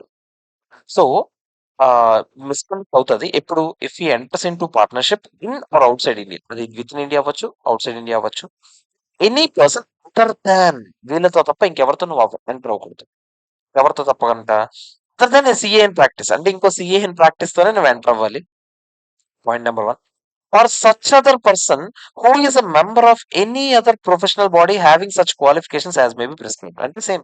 ఇందాక చెప్పాను కదా! ఇంకో ప్రొఫెషనల్ బాడీ తాలూకా మెంబర్‌తో అయినా మాకు పర్వాలేదు. Including a resident who but for his residence abroad would be entitled to be registered as a member. అంటే బేసిక్‌గా ఒకడున్నాడు. ఒక రెసిడెంట్ ఉన్నాడు. జస్ట్ బయట కంట్రీలో బయట కంట్రీలో రిసైడ్ చేస్తూ ఉంటాడు. అంటే అక్కడ ఉంటుంటాడన్నమాట. ఇండియన్ సీఏ కంప్లీట్ చేసి వెళ్ళిపోయాడు. వెళ్ళి అబ్రాడ్‌లో సెటిల్ అయ్యాడు. అలాంటి వాళ్ళతో గాని ఓకేనా? Or whose qualifications are recognised by central government or council for the purpose of permitting such partnerships. అంటే కౌన్సిల్ కొంతమందికి చెప్పిందనుకోండి. ఈ పలానా వ్యక్తులతో ఎంటర్ అవ్వచ్చని, ఆ పలానా వ్యక్తులతో ఎంటర్ అవ్వచ్చు. ఓకేనా? సో, సార్ ఎవరి గురించి చెప్పింది సార్ మరి? పైన చెప్పారు మీరు ఇందాకల సీఎస్‌లు, సీఎంఏలు ఆళ్ళేనా? వాళ్ళతో కాకుండా ఇంకెవరితో అయినా ఎంటర్ అవ్వచ్చా? చూడండి. మీరొకటి గుర్తుపెట్టుకోండి. ఎక్సెప్ట్ ఎక్సెప్ట్ పైన చెప్పిన వాళ్ళందరూ ఎక్సెప్ట్ ఎవరో చూద్దాం. ఎంబీఏ తర్వాత బ్యాచిలర్ ఇన్ టెక్నాలజీ. ఈళ్ళిద్దరితో తప్ప మిగతా ఎవ్వరితో అయినా సరే మీరు పార్ట్నర్‌షిప్ అగ్రీమెంట్ ఎంటర్ అవ్వచ్చునండి. ఈళ్ళిద్దరు తప్ప ఈళ్ళిద్దరితో తప్ప మీరు ఇంకెవరితో కూడా పార్ట్నర్‌షిప్ అదే ఈళ్ళిద్దరు పైన చెప్పిన లిస్ట్ ఉంది కదా! పైన చెప్పిన లిస్ట్ ఏంటి? సీఎస్‌లు, సీఎంఏలు, లాయర్‌లు, ఇంజినీర్‌లతో కూడా మీరు ఎంటర్ అవ్వచ్చు. మీ ఫ్రెండ్స్ ఎవరైనా ఇంజినీరింగ్ ఫ్రెండ్స్ ఉంటే మీరు ఆళ్ళతో ఎంటర్ అవ్వచ్చు. ఆర్కిటెక్ట్‌లు, ఓకేనా? యాక్చువరీలు. వీళ్ళతో ఎంటర్ అవ్వచ్చు ప్రాబ్లమ్ లేదు. ఈ ఎంబీఏలు, బ్యాచిలర్ ఇన్ టెక్నాలజీ క్లాస్ 2లో, క్లాస్ 3లో ఫీస్ షేరింగ్ గురించి మాకు ఓకే. ఇందాకలా క్లాస్ 2, క్లాస్ 3లో నేనేం చెప్పాను? ఫీస్ షేర్ చేసుకోవడానికి ఈళ్ళిద్దరికి మాకు ఓకేనా కాదా? Fees sharing okay. పార్ట్నర్‌షిప్ మాత్రం ఎంటర్ అవ్వచ్చా లేదా? ఎంటర్ అవ్వకూడదు. మీరిది గుర్తుపెట్టుకోవాలి. ఓకేనా కాదా? ఇది మీకు ఎగ్జామ్‌లో క్వెషన్ కింద రావచ్చు. చాలా చాలా ట్రిక్కీ పాయింట్. మీరు ఎంబీఏ చేసిన ఒక వ్యక్తితో పార్ట్నర్‌షిప్‌లోకి ఎంటర్ అవ్వచ్చా అని క్వెషన్ అడుగుతాడు. మీరు సార్ కొన్ని లిస్ట్ చెప్పారు కదా! ఆ లిస్ట్‌లో ఎంబీఏ కూడా ఉందిలే ఈజీగా నాకు గుర్తొచ్చింది. హమ్మయ్య! నేను చదువుకున్నాను కాబట్టి బతికిపోయానని మీరు రాసికండి. పార్ట్నర్‌షిప్ అగ్రీమెంట్ ఈళ్ళిద్దరితో ఎంటర్ అవ్వకూడదు. కానీ ప్రాఫిట్ షేరింగ్ చేసుకోవచ్చు ఆళ్ళిద్దరితో. అంటే నువ్వు ఇవ్వచ్చు. వాళ్ళ దగ్గర నుంచి యాక్సెప్ట్ చేయొచ్చు. అలాంటివి మాకు ప్రాబ్లమ్ లేదు. బట్ మీకు మళ్ళీ చెప్తున్నాను పార్ట్నర్‌షిప్ అగ్రీమెంట్ మాత్రం ఎంటర్ అవ్వకూడదు ఈళ్ళిద్దరితో. అర్థమైందా? ఓకేనా కదా చెప్పండి. సో, సేమ్ లిస్ట్ ఎక్సెప్ట్ ఇదని రాస్తే ఇంకా బెటర్ ఏమో యాక్చువల్లీ. అంటే లేపోతే మళ్ళీ మీరు దీన్ని ఇంకోలాగా ఇంటర్‌ప్రిట్ చేసుకునే ఛాన్సెస్ ఉన్నాయి కదా! సో, నేను ఇలా రాస్తాను. Above list in point 2 except MBA, bachelor in technology ఇలా రాస్తాను మీకు అర్థమవుద్ది. ఓకేనా కదా చెప్పండి. ఇది మ్యాటర్. క్లియరా కాదా చెప్పండి. సో, ఇంకేం చెప్తున్నాడు ఆడు అందులోనే multi disciplinary partnerships cannot be formed by members till the regulations of such other professions also permit. అదేరా ఇంకెవరు కూడా మీరు వేరే ఇప్పుడు ఈ చెప్పిన ప్రొఫెషన్స్‌తో కాకుండా మిగతా ఏ ప్రొఫెషన్ వాళ్ళతో కూడా మీరు పార్ట్నర్‌షిప్ అగ్రీమెంట్ ఎంటర్ అవ్వకూడదు. అర్థమైందా లేదా చెప్పండి. క్లియరా కాదా? ఇది మ్యాటర్. క్లియర్? ఓకే. ఇది క్లాజ్ నంబర్ 4. సో, 2, 3, 4 బేసిక్‌గా 3 కూడా వేరే వాళ్ళ ఇన్వాల్వ్‌మెంట్ గురించే మాట్లాడుతున్నాం. ఫస్ట్‌ది కూడా యాక్చువల్లీ వేరే వాళ్ళ ఇన్వాల్వ్‌మెంట్ గురించే. వేరే వాళ్ళు నా పేరు వాడొచ్చా అనే దాని గురించే. సో, బేసిక్‌గా ఫస్ట్ 4 కూడా మీరు వేరే వాళ్ళనే వాళ్ళు ఇన్వాల్వ్ అవుతున్నారిక్కడ. అది మీరు గుర్తుపెట్టుకోవాలి. ఈ ఐదో పాయింట్, ఆరో పాయింట్ ఇప్పుడు మనం నేర్చుకోబోతున్నాం. చాలా జాగ్రత్తగా వినండి. ఈ ఐదో పాయింట్, ఆరో పాయింట్ ఏంటంటే అడ్వర్టైజ్‌మెంట్‌లు చేయొచ్చా లేదా?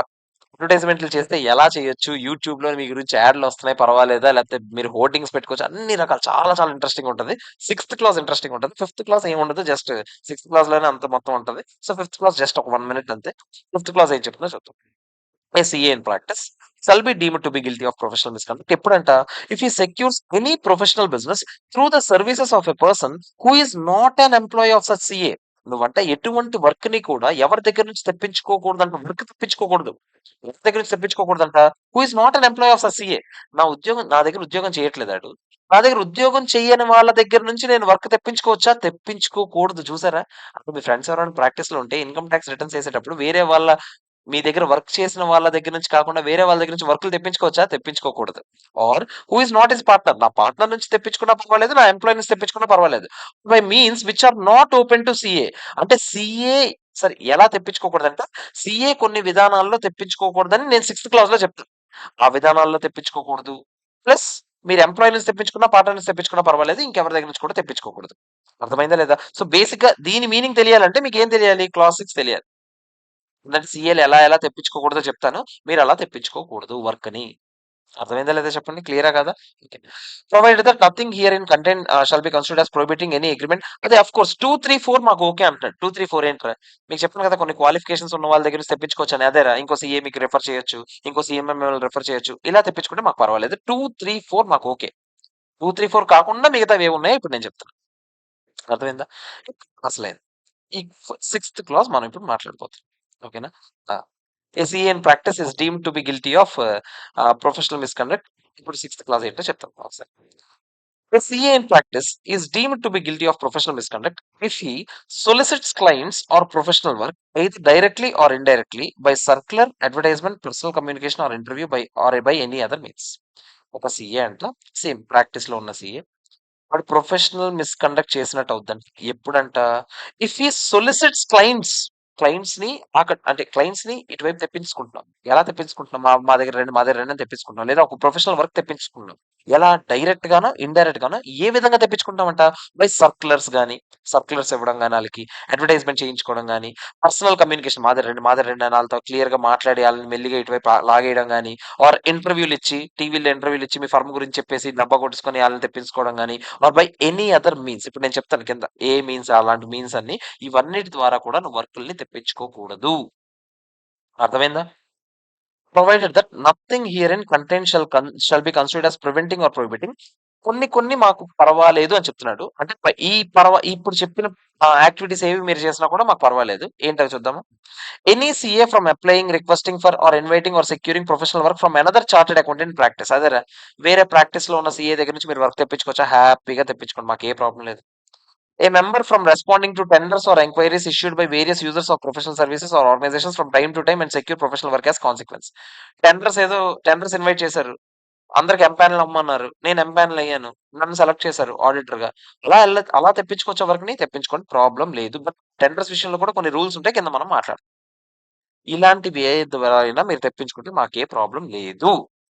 కానీ మీరు కొన్ని మేము ప్రొహిబిట్ చేస్తున్నాం. అలా మాత్రం మీ వర్క్స్ మీరు తెప్పించుకోకూడదు. మేమిప్పుడు కింద ప్రొహిబిట్ చేసే ఏ పద్ధతుల నుంచి కూడా మీరు మీ వర్క్‌ని తెప్పించుకోకూడదు. అర్థమైందా? సో, ఆ ప్రొహిబిట్ చేసిన వర్క్స్ ఏంటి అనేదే ఇక్కడ ఇంపార్టెంట్. ఓకేనా? సో, ఇక పైన ఇప్పటి నుంచి మనం డిస్కస్ చేసేవి అన్నీ కూడా ఏంటంటే రకరకాల ఇంట్రెస్టింగ్ పాయింట్స్. ఓకే. సీఏలు ఇలా వర్కులు తెప్పించుకోకూడదా అని మీకు తెలిసే పాయింట్స్ ఇవన్నీ మనం నేర్చుకోబోతున్నాం. ఒక్కొక్కటిగా చూద్దాం. అడ్వర్టైజ్‌మెంట్‌లు, ప్రెస్ నోటిఫికేషన్‌లు. అడ్వర్టైజ్‌మెంట్ టీవీలో యాడ్ ఎయడం. న్యూస్ పేపర్‌లో యాడ్ ఎయడం. అలాంటివేవి చేయకూడదు. Members should not advertise for soliciting work. Members ఎప్పుడు కూడా ఆడికి సంబంధించిన వర్కులు తెప్పించుకోవడానికి అడ్వర్టైజ్‌మెంట్ ఎయకూడదు. టీవీలో ఇన్‌కమ్ టాక్స్ రిటర్న్స్ ఏస్తాము. రండి, రండి, రండి. ఇలాంటివన్నీ చేయొచ్చా? చేయకూడదు. ఏవైనా పాంప్లెట్‌లు పంచడం, ఇన్‌కమ్ టాక్స్ రిటర్న్స్ 100% రీఫండ్ అని ఇలాంటి ఎదవలుంటారు కదా! సో, ఇలాంటివి ఏమైనా చేయొచ్చా? చేయకూడదు. సో, ఇలాంటివి ఏవి చేయము. ఎక్సెప్షన్స్ కొన్నున్నాయి. కొన్ని సార్లు అడ్వర్టైజ్‌మెంట్ ఎయొచ్చంట టీవీలో. టీవీలోనో, న్యూస్ పేపర్‌లోనో. ఎప్పుడంట? Changes in partnership. మీ పార్ట్నర్‌షిప్ మీదొక ఫర్మ్. ఐదుగురు, ఆరుగురు పార్ట్నర్స్ ఉన్నారు. అందులో ఒక పార్ట్నర్ రిటైర్ అయిపోయాడు. లేదా కొత్తగా ఒక పార్ట్నర్ ఎంటర్ అయ్యాడు. దాని గురించి మాత్రమే చెప్పడానికి నువ్వు అడ్వర్టైజ్‌మెంట్ ఎయొచ్చు. ఒక పార్ట్నర్ ఎళ్ళిపోయాడు. ఆడికి మాకు సంబంధం లేదని, లేదా ఒక పార్ట్నర్ కొత్తగా వస్తున్నాడు. ఇకపైన ఇతను మా పార్ట్నర్ అని ఇది చెప్పడానికి మాత్రమే నువ్వు అడ్వర్టైజ్‌మెంట్ ఎయ్యాలి. అందులో అడ్వర్టైజ్‌మెంట్‌లో మళ్ళీ నీ ఫర్మ్ ప్రమోషన్ డబ్బాలేయకూడదు. ఇన్ఫర్మేషన్ ఇవ్వడానికి ఇది ఎయొచ్చు. Or any change in address of practice or telephone numbers. నా ఫోన్ నంబర్ మారింది. లేదా నా ప్రాక్టీస్ చేసే అడ్రెస్ మారింది. మా ప్రాక్టీస్ అడ్రెస్ మారిందండి. మా ఆఫీస్ అడ్రెస్ మారింది. మా టెలిఫోన్ నంబర్ మారింది అని ఇన్ఫార్మ్ చేయడానికి మాత్రమే యాడ్ వేయొచ్చు. మళ్ళీ చెప్తున్నాను. కానీ ఆ అనౌన్స్‌మెంట్స్ లో should be limited to bare statement of facts and consideration given to the opportunities of the area of distribution of the newspapers or magazine and the number of insertions. అంటే ఎన్ని పడితే అన్ని యాడ్‌లేసేయడం, రోజు యాడ్‌లు కొట్టేయడం ఇలాంటివి చేయకూడదు. చాలా లిమిటెడ్‌గా ఎంత అవసరమో అంతే చాలా బేర్ మినిమమ్ అడ్వర్టైజ్‌మెంట్ వేయాలి. ఆ అడ్వర్టైజ్‌మెంట్‌లో డబ్బులు కొట్టుకోవడం, బ్రాండ్ అంబాసిడర్‌లు తెప్పించడం లాంటివి ఏవి చేయకూడదు. అర్థమైందా? A member is also permitted to issue కొన్నిసార్లు క్లాసిఫైడ్ అడ్వర్టైజ్మెంట్స్ కూడా ఇవ్వచ్చంట. అదే మీ జర్నల్స్, న్యూస్ పేపర్స్ లో క్లాసిఫైడ్ పేపర్స్ ఉంటాయి. అందులో కూడా మీరు వేయొచ్చంట. ఎప్పుడంట? Which is intended to give information for sharing professional work on assignment basis. మేము స్టాక్ ఆడిట్ కోసం వెతుకుతున్నాం. Wanted stock auditors in Vizag అని కావాలంటే మీరు వేసుకోవచ్చు. ప్రాబ్లం లేదు. For seeking partnership or salaried employment of accountancy.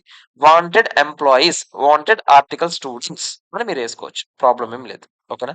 Provided it only contains accountant's name, address, telephone number, fax number, email address. అంటే obviously వాళ్ళు కాంటాక్ట్ అవ్వడానికి బేసిక్ మినిమమ్ ఏవి కావాలో అవి ఇవ్వాలి అంతే. మా పేరు, మా అడ్రెస్. ఫ్యాక్స్ పంపిద్దాం అనుకుంటే ఫ్యాక్స్ నంబర్, టెలిఫోన్‌లో ఫోన్ చేద్దాం అనుకుంటే టెలిఫోన్ నంబర్, ఈమెయిల్ అడ్రెస్ ఏదైనా ఉంటే email address, social networking sites అదే లింక్డ్ఇన్ వెబ్‌సైట్ ఏదైనా లింక్డ్ఇన్ లింక్ పెట్టాలనుకున్నా, లేకపోతే ఇన్‌స్టాగ్రామ్, ఫేస్‌బుక్ ఏదో ఒక లింక్ పెట్టాలనుకుంటే ఆ లింక్స్. అర్థమైందా లేదా చెప్పండి? ఇవి మాత్రమే ఉండాలి అందులో. ఇంకా డబ్బా కొట్టకూడదు మొత్తం. మీకు అర్థమవుతుందా? Mere factual position of experience and area of specialization relevant to seek response of advertisement are permissible. చూసారా? అంటే ఆ మాత్రం అంటే ఇప్పుడు ఇంటర్నల్ ఆడిట్స్ మీద అదే అట్‌లీస్ట్ టాలీ అవగాహన ఉన్న వ్యక్తులు కావాలి అని ఆ మాత్రం ఎయచ్చా లేదా నేను? ఆ మాత్రం ఎసుకోవచ్చు. అంటే మరీ వ్యక్తులు కావాలి అని ఎయకుండా ఆ మాత్రం ఆళ్ళకి ఏ క్వాలిఫికేషన్ ఉండాలి, లేకపోతే వాళ్ళు ఏ స్పెషలైజేషన్ ఉండాలి, ఇలాంటివన్నీ కూడా మీరు కావాలంటే రాసుకోవచ్చు. అర్థమైందా లేదా చెప్పండి? క్లియరా కాదా? అలాగే వాళ్ళవే కాదు. మీ ఎక్స్‌పీరియన్స్ కూడా మీరు అందులో ఇప్పుడు జస్ట్ క్లాసిఫైడ్ చూసి ఒకడు రావాలంటే నా దగ్గరికి వాడికి కొంచెమైనా అట్రాక్టివ్‌గా ఉండాలా లేదా చెప్పండి? మా ఫర్మ్‌కి ఒక 5 ఇయర్స్ ఎక్స్‌పీరియన్స్ ఉంది. కానీ ఇది నేనెందుకేస్తున్నాను ఈ ముక్క? కేవలం వాడు నాకు అప్లై చేయాలి జాబ్‌కి అనే ఉద్దేశంతో నా ఎక్స్‌పీరియన్స్ నేను చెప్పొచ్చా? చెప్పొచ్చు. కానీ అందులో మళ్ళీ డబ్బా కొట్టకూడదు. మీకు అర్థమవుతుందా? ఇవన్నీ జాగ్రత్తలు తీసుకోవాలి మీరు ఒక అడ్వర్టైజ్‌మెంట్ ఎసేటప్పుడు. లేకపోతే మీరు ఫస్ట్ షెడ్యూల్ అఫెన్స్ కిందే. ఇంకో రూ. 1,00,000 పెనాల్టీ కట్టేయాలి మీరు చూసుకోండి. అర్థమైందా? అది అడ్వర్టైజ్‌మెంట్స్ గురించి. తర్వాత empanelment of allotment of audit or professional work. Empanelment of కాదు for. Okay. Empanelment for allotment of audit or professional work. కొన్ని సార్లంట ఎంపానల్‌మెంట్ అంటే ఏంట్రా? ఇప్పుడు బ్యాంకులు, గవర్నమెంట్ ఆడిట్‌లు మీకు డైరెక్ట్‌గా వచ్చి ఫస్ట్ మీరు ఎంపానల్ అవ్వాలి. అందులో ఆడిటర్స్‌గా మీరు ఎంపానల్ అయ్యి, ఆ తర్వాత వాళ్ళు మీకు ఎక్స్‌పీరియన్స్ అన్నీ చూసి వాళ్ళకి ఓకే అనిపిస్తే వాళ్ళు మీకు ఆడిట్ ఇస్తారు. ఓకేనా? Government departments, government companies, government corporations and other similar institutions prepare panels of CAs. కొన్ని సార్లు ఎంపానల్‌మెంట్‌లో సీఏ పానెల్ ఒకటి తయారు చేస్తారు. అందులో ఎవరికి ఏ వర్క్ ఇవ్వాలో వాళ్ళు డిసైడ్ అవుతారు. For allotment of audit and other professional work. ఓకేనా? అలా చేస్తూ ఉంటారు. Where the existence of such panel is within the knowledge of member. మెంబర్‌కి తెలిసింది. ఓకే. గవర్నమెంటోళ్ళు ఎంపానల్‌మెంట్‌కి అందరిని పిలుస్తున్నారు, ఇన్వైట్ చేస్తున్నారని. He is free to write to concerned organisation with a request to place his name on the panel. అయ్యా! మా పేరు కూడా మీరు ఇన్సర్ట్ చేసుకోండి. మా పేరు కూడా మీరు ఎంపానల్ చేయండి అని మీ ఫ్రెండ్స్ ఎవరైనా మీకు ఇప్పుడు ఈ మధ్య షేర్ చేస్తూ ఉంటారు.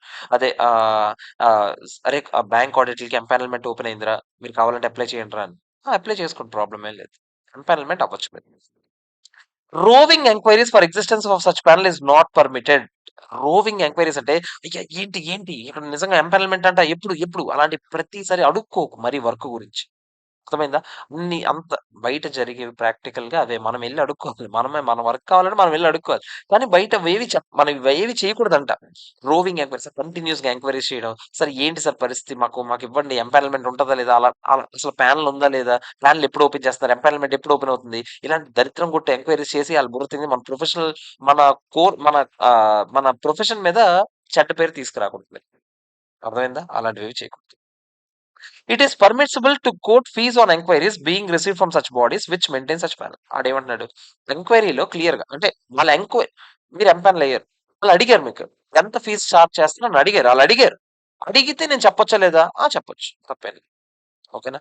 తర్వాత printed or xerox copies of scale of fees in reply to such enquiries is not permitted. అంటే ఇప్పుడు మీరు ఫీస్ ఎంత అని ఎంక్వైరీ చేసినప్పుడు ఓకే. జస్ట్ ఎంత అని చెప్పండి అంతే. ఇది మొత్తం లిస్ట్ ఇదిగోండి వి ఆఫర్ సర్వీసెస్ లైక్ అని మొత్తం ఇంత పెద్ద లిస్ట్ ఇచ్చేద్దాం అలాంటివన్నీ అవుతాయా? అవ్వదు.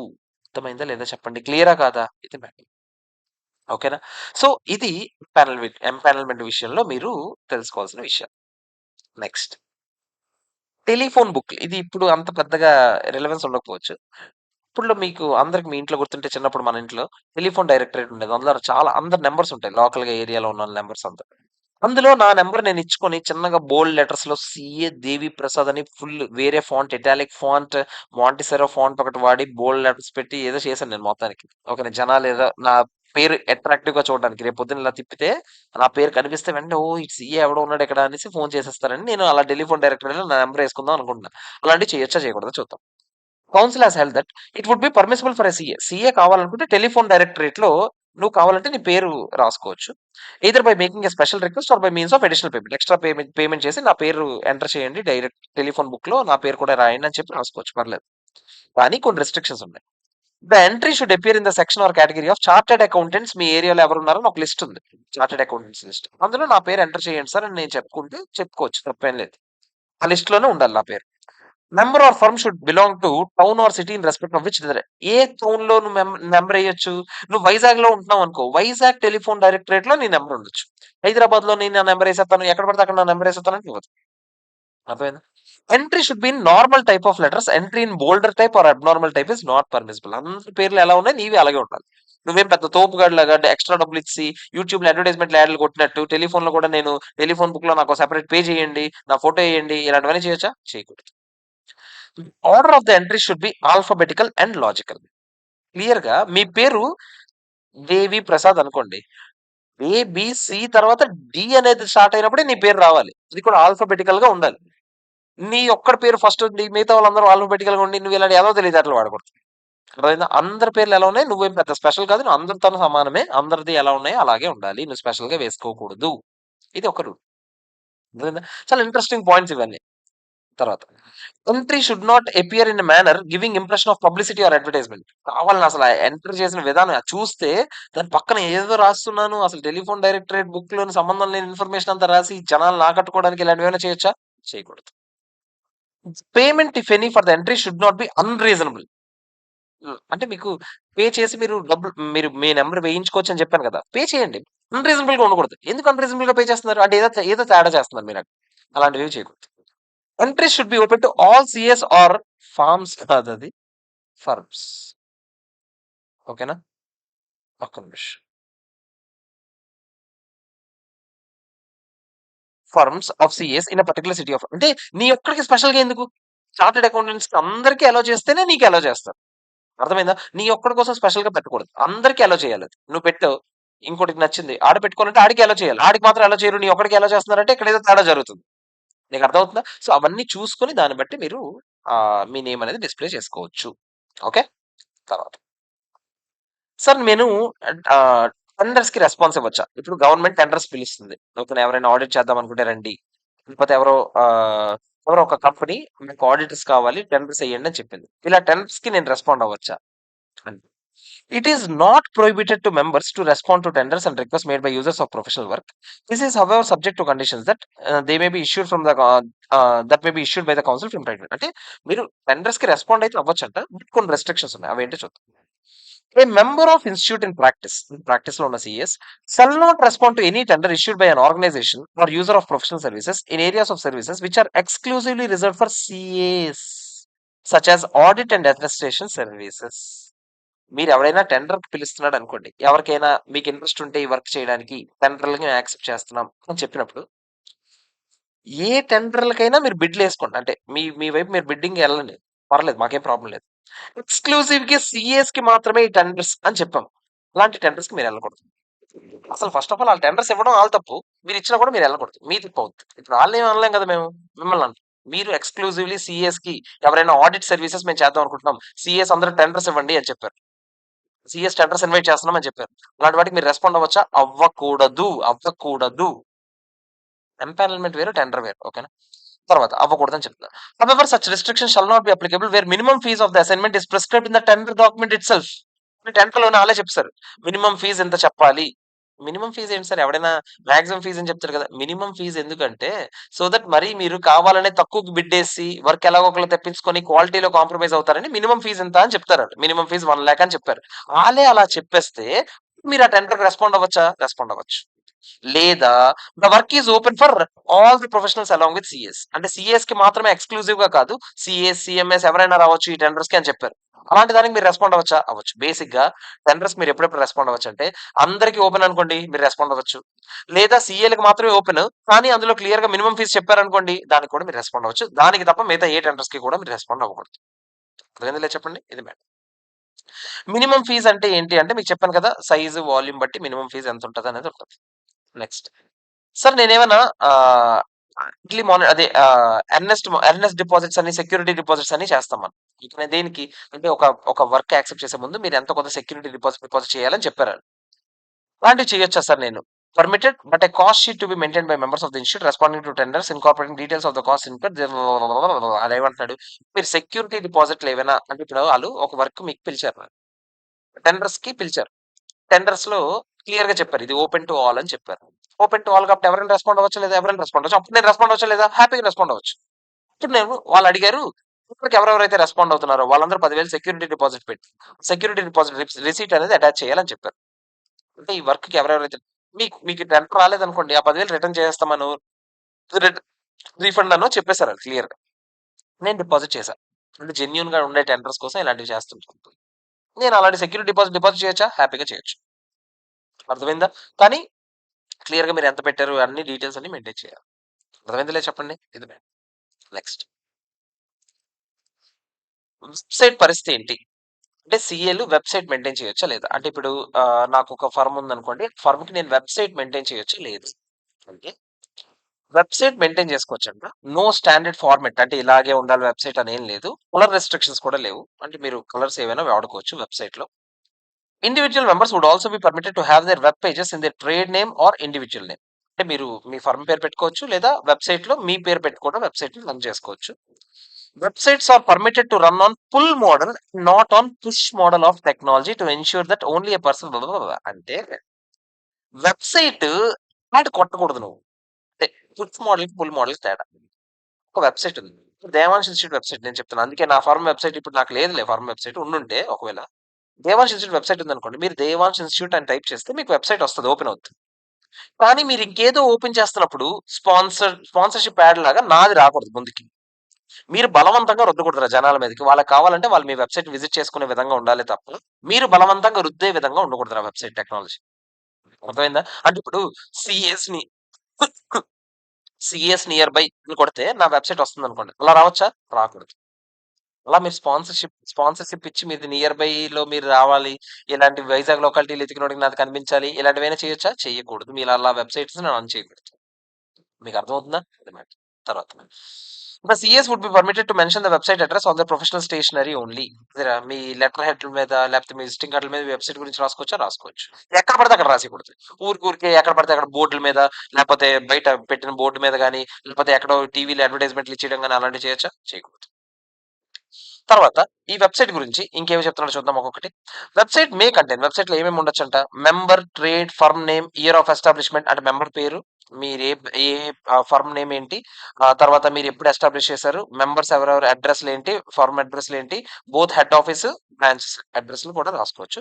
Telephone numbers, fax numbers, email IDs, nature of service rendered అంటే ఏ సర్వీసెస్ ఇవ్వబోతున్నారు మీరు ఇక్కడ, to be displayable only on specific ఈ పుల్ రిక్వెస్ట్. మీకు చెప్పాను కదా, ఏదైనా సరే వాళ్ళు క్లిక్ చేస్తే ఓపెన్ అయ్యే విధంగా ఉండాలి కానీ వాళ్ళు బలవంతంగా రుద్దే విధంగా ఉండకూడదు మీ వెబ్సైట్లో ఏమైనా. పార్ట్నర్ పేర్లు, వాళ్ళు ఎప్పుడు క్వాలిఫై అయ్యారు, తర్వాత టెలిఫోన్ నెంబర్లు, తర్వాత ఆ residential number, mobile number, email address, area of experience, వాళ్ళకి ఎక్కడెక్కడ ఎక్స్పీరియన్స్ ఉంది, ఇవి కూడా పుల్ రిక్వెస్ట్ మీదే. అంటే అవి వాళ్ళు రిక్వెస్ట్ చేస్తే కనిపించే విధంగా ఉండాలి.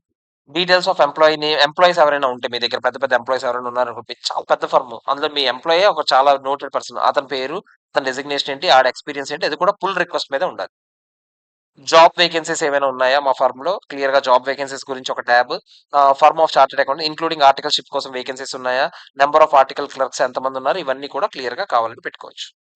నేచర్ ఆఫ్ అసైన్మెంట్స్ హ్యాండిల్, అసలు మీరు ఏ వర్క్స్ హ్యాండిల్ చేశారు, ఇది పెట్టుకునేటప్పుడు మాత్రం క్లియర్ గా పుల్ రిక్వెస్ట్ మళ్ళీ. ఎందుకు అంటే మీ ఏ వర్క్స్ చేశారో, అంటే ఇప్పుడు ఆ పలానా వానికి మేమే ఆడిటర్ గా ఉన్నాం 2 years పాటు, ఆ 3 years పాటు, ఇలాంటివన్నీ చెప్పేటప్పుడు అడ్వర్టైజ్మెంట్ ఇచ్చే విధంగా ఉండకూడదు కదా మరి. ఎందుకని నేమ్ ఆఫ్ క్లయింట్స్, వాళ్ళ ఫీజ్ ఎంత, name of clients and fees charge cannot be given, పేర్లు ఇవ్వకూడదు. నేచర్ ఆఫ్ అసైన్మెంట్స్ ఇవ్వచ్చు. నేచర్ ఆఫ్ అసైన్మెంట్స్ కి దానికి ఏంటి సార్ తేడా అంటే, నేచర్ ఆఫ్ అసైన్మెంట్స్ అంటే ట్యాక్స్ ఆడిట్స్ చేస్తాం, జిఎస్టీ ఆడిట్స్ చేస్తాం, కాంగ్రెంట్ ఆడిట్స్ చేస్తాం, స్టాట్ ఆడిట్స్ చేస్తాం, ఇలా చెప్పుకోండి. కానీ పలానా వ్యక్తికి ట్యాక్స్ ఆడిట్ చేసాం, పలానా వ్యక్తికి స్టాట్ ఆడిట్ చేసాం, వాళ్ళ పేర్లు, వాళ్ళ ఫీజులు ఎంత తీసుకున్నామో తెలుసా, ఇలాంటివన్నీ చెప్పచ్చా? చెప్పకూడదు. అర్థమవుతుందా? తర్వాత fees cannot be given. Usage of approval logo of ICI logo ICI ఏదైతే అప్రూవ్ చేస్తుందో ఆ లోగోస్ మాత్రమే వాడాలి. Any other logo should not be used. And education videos on topic of professional reviews or website లో GST returns ఎలా వెయ్యాలి ఒక video మా యూట్యూబ్ ఛానల్ లింక్ ఇచ్చి ఆ వీడియో పెట్టచ్చని నేను పెట్టుకోవచ్చు, ప్రాబ్లం ఏం లేదు. అర్థమైందా? సో ఈ పనికి మళ్ళీ పాయింట్లు అన్నీ ఉన్నాయి. No photographs of any sort or permitted. Display of passport size photograph పెట్టుకోవచ్చు. ఇలాగ నువ్వు చిల్ కొడుతూ ఇలాగ కొండ మీద ఇలా నిల్చొని ఇలా ఫోటోస్ తీసుకొని ఇలాంటివి పెడతానంటే అవుతదా? అవ్వదు. అర్థమైందా? సో, పాస్‌పోర్ట్ సైజ్ ఫోటోగ్రాఫ్ కావాలంటే పెట్టుకోవచ్చు. ప్రొఫెషనల్‌గా ఉంటది. Chat rooms can be provided with permitting chatting. అదేరా ఇంకా కావాలంటే చాటింగ్ ఆప్షన్ ఇవ్వచ్చు. ఆ వెబ్‌సైట్ లో ఇవ్వచ్చు. Chatting amongst the members of ICI members అందరూ చాట్ చేసుకునే విధంగా ఒక వెబ్‌సైట్ లాగా క్రియేట్ చేయొచ్చు. అండ్ బిట్వీన్ ద ఫర్మ్స్ కి, క్లయింట్స్ కి మధ్యలో చాటింగ్ వెబ్‌సైట్ లాగా ఉండొచ్చు. Confidentiality protocol would have to be observed. అంటే కాన్ఫిడెన్షియల్ గా ఉండాలి మొత్తం అదంతా. NCS can observed can provide only advice to their clients who specifically request for the advice whether free of charge or on payment. అదే ఒక 10 CS వరకు కావాలంటే free advice అంటే క్లయింట్స్ ఏదైనా ఈ పలానాది ఎలా చేయాలో మాకు అర్థం కావట్లేదు ఇలాంటి క్వెరీస్ మీరు రెస్పాండ్ అవ్వచ్చా అవ్వచ్చు. అర్థమైందో లేదో చెప్పండి. ఫ్రీ ఆఫ్ కాస్ట్ అయినా పెట్టొచ్చు. మీరు అది ప్రతి క్వెరీకి ₹100 చార్జ్ చేస్తాం, ₹1000 చార్జ్ చేస్తాం అలా కూడా మీరు పెట్టుకోవచ్చు కావాలంటే. Listing on suitable search engine should be permitted. అంటే మీరు ఇది క్రోమ్ లో లేకపోతే ఎక్కడెక్కడ మీరు లిస్ట్ చేద్దాం అనుకుంటారు మీ వెబ్సైట్ ని క్రోమ్ లో ఎందుకన్నా చాలా మీరు మీ వెబ్సైట్ ఇంకెక్కడెక్కడైనా లిస్ట్ చేద్దాం అనుకుంటే అక్కడ లిస్ట్ చేయొచ్చు. However the field of search should be restricted only to the field of chartered accountant, CA, Indian CPA. మీరు ఇలా ఎతికితేనే మీరు రావాలి మీ వెబ్సైట్. ఇంకేదో ఎతికితే మీ వెబ్సైట్ రాకూడదు. అర్థమైందా?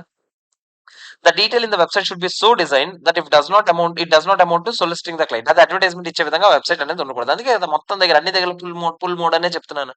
అర్థమైందా? Website by provide link to the website. అక్కడ వెబ్సైట్ లో కొన్ని లింక్స్ ఇవ్వచ్చు. ఏ లింక్స్ ఇవ్వచ్చు?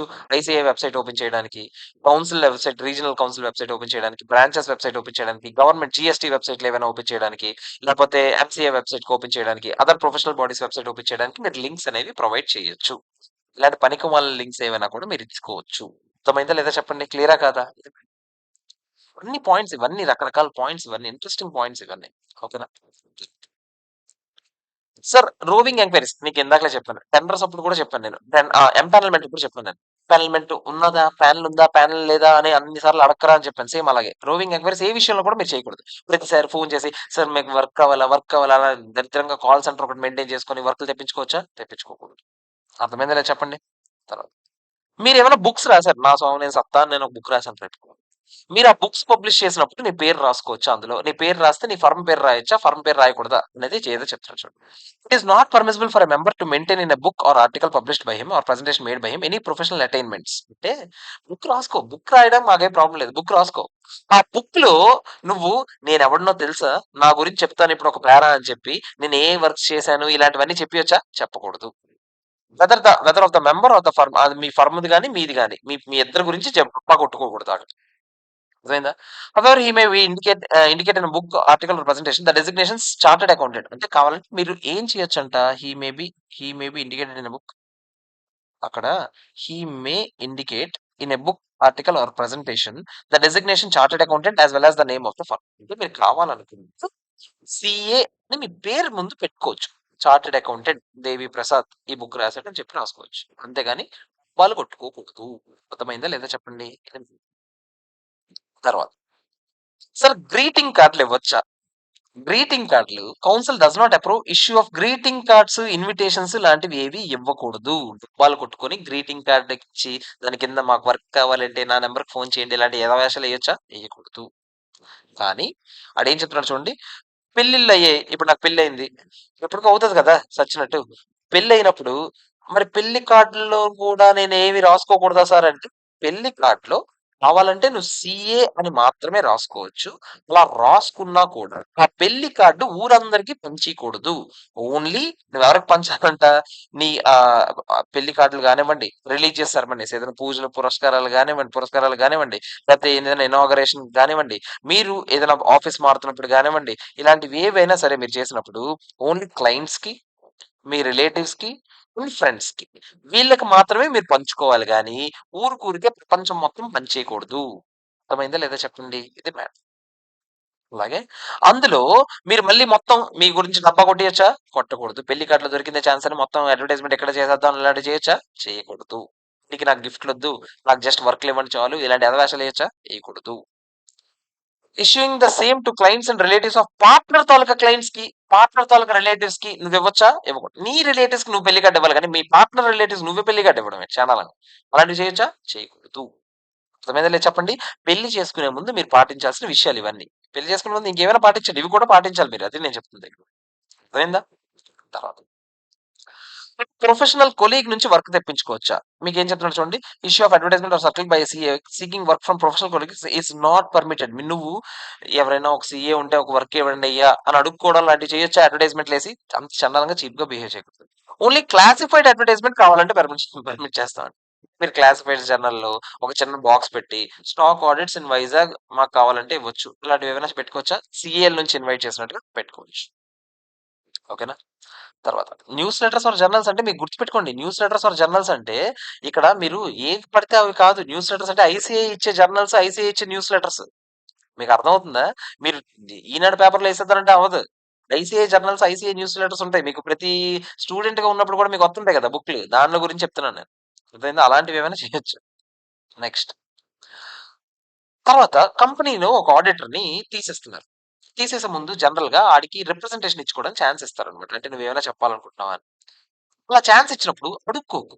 అంటే ప్లీజ్, ప్లీజ్ నాకు వర్క్ ఇవ్వండి. ఏదో ఒకటి చేయండి. ప్లీజ్ మదర్ ప్రామిస్ ఈసారి శుభ్రంగా చేస్తాను. లేకపోతే తక్కువకి చేస్తాను. మీరు ఏది చేసినా నేను చెప్పను. ఇలాంటి ఎదవేషాలు వేయకూడదు. నీకు రిప్రజెంటేషన్ ఇచ్చినప్పుడు నువ్వు జనరల్‌గా ఏం చేయడానికి నీకు రిప్రజెంటేషన్ ఛాన్స్ ఇస్తున్నారు?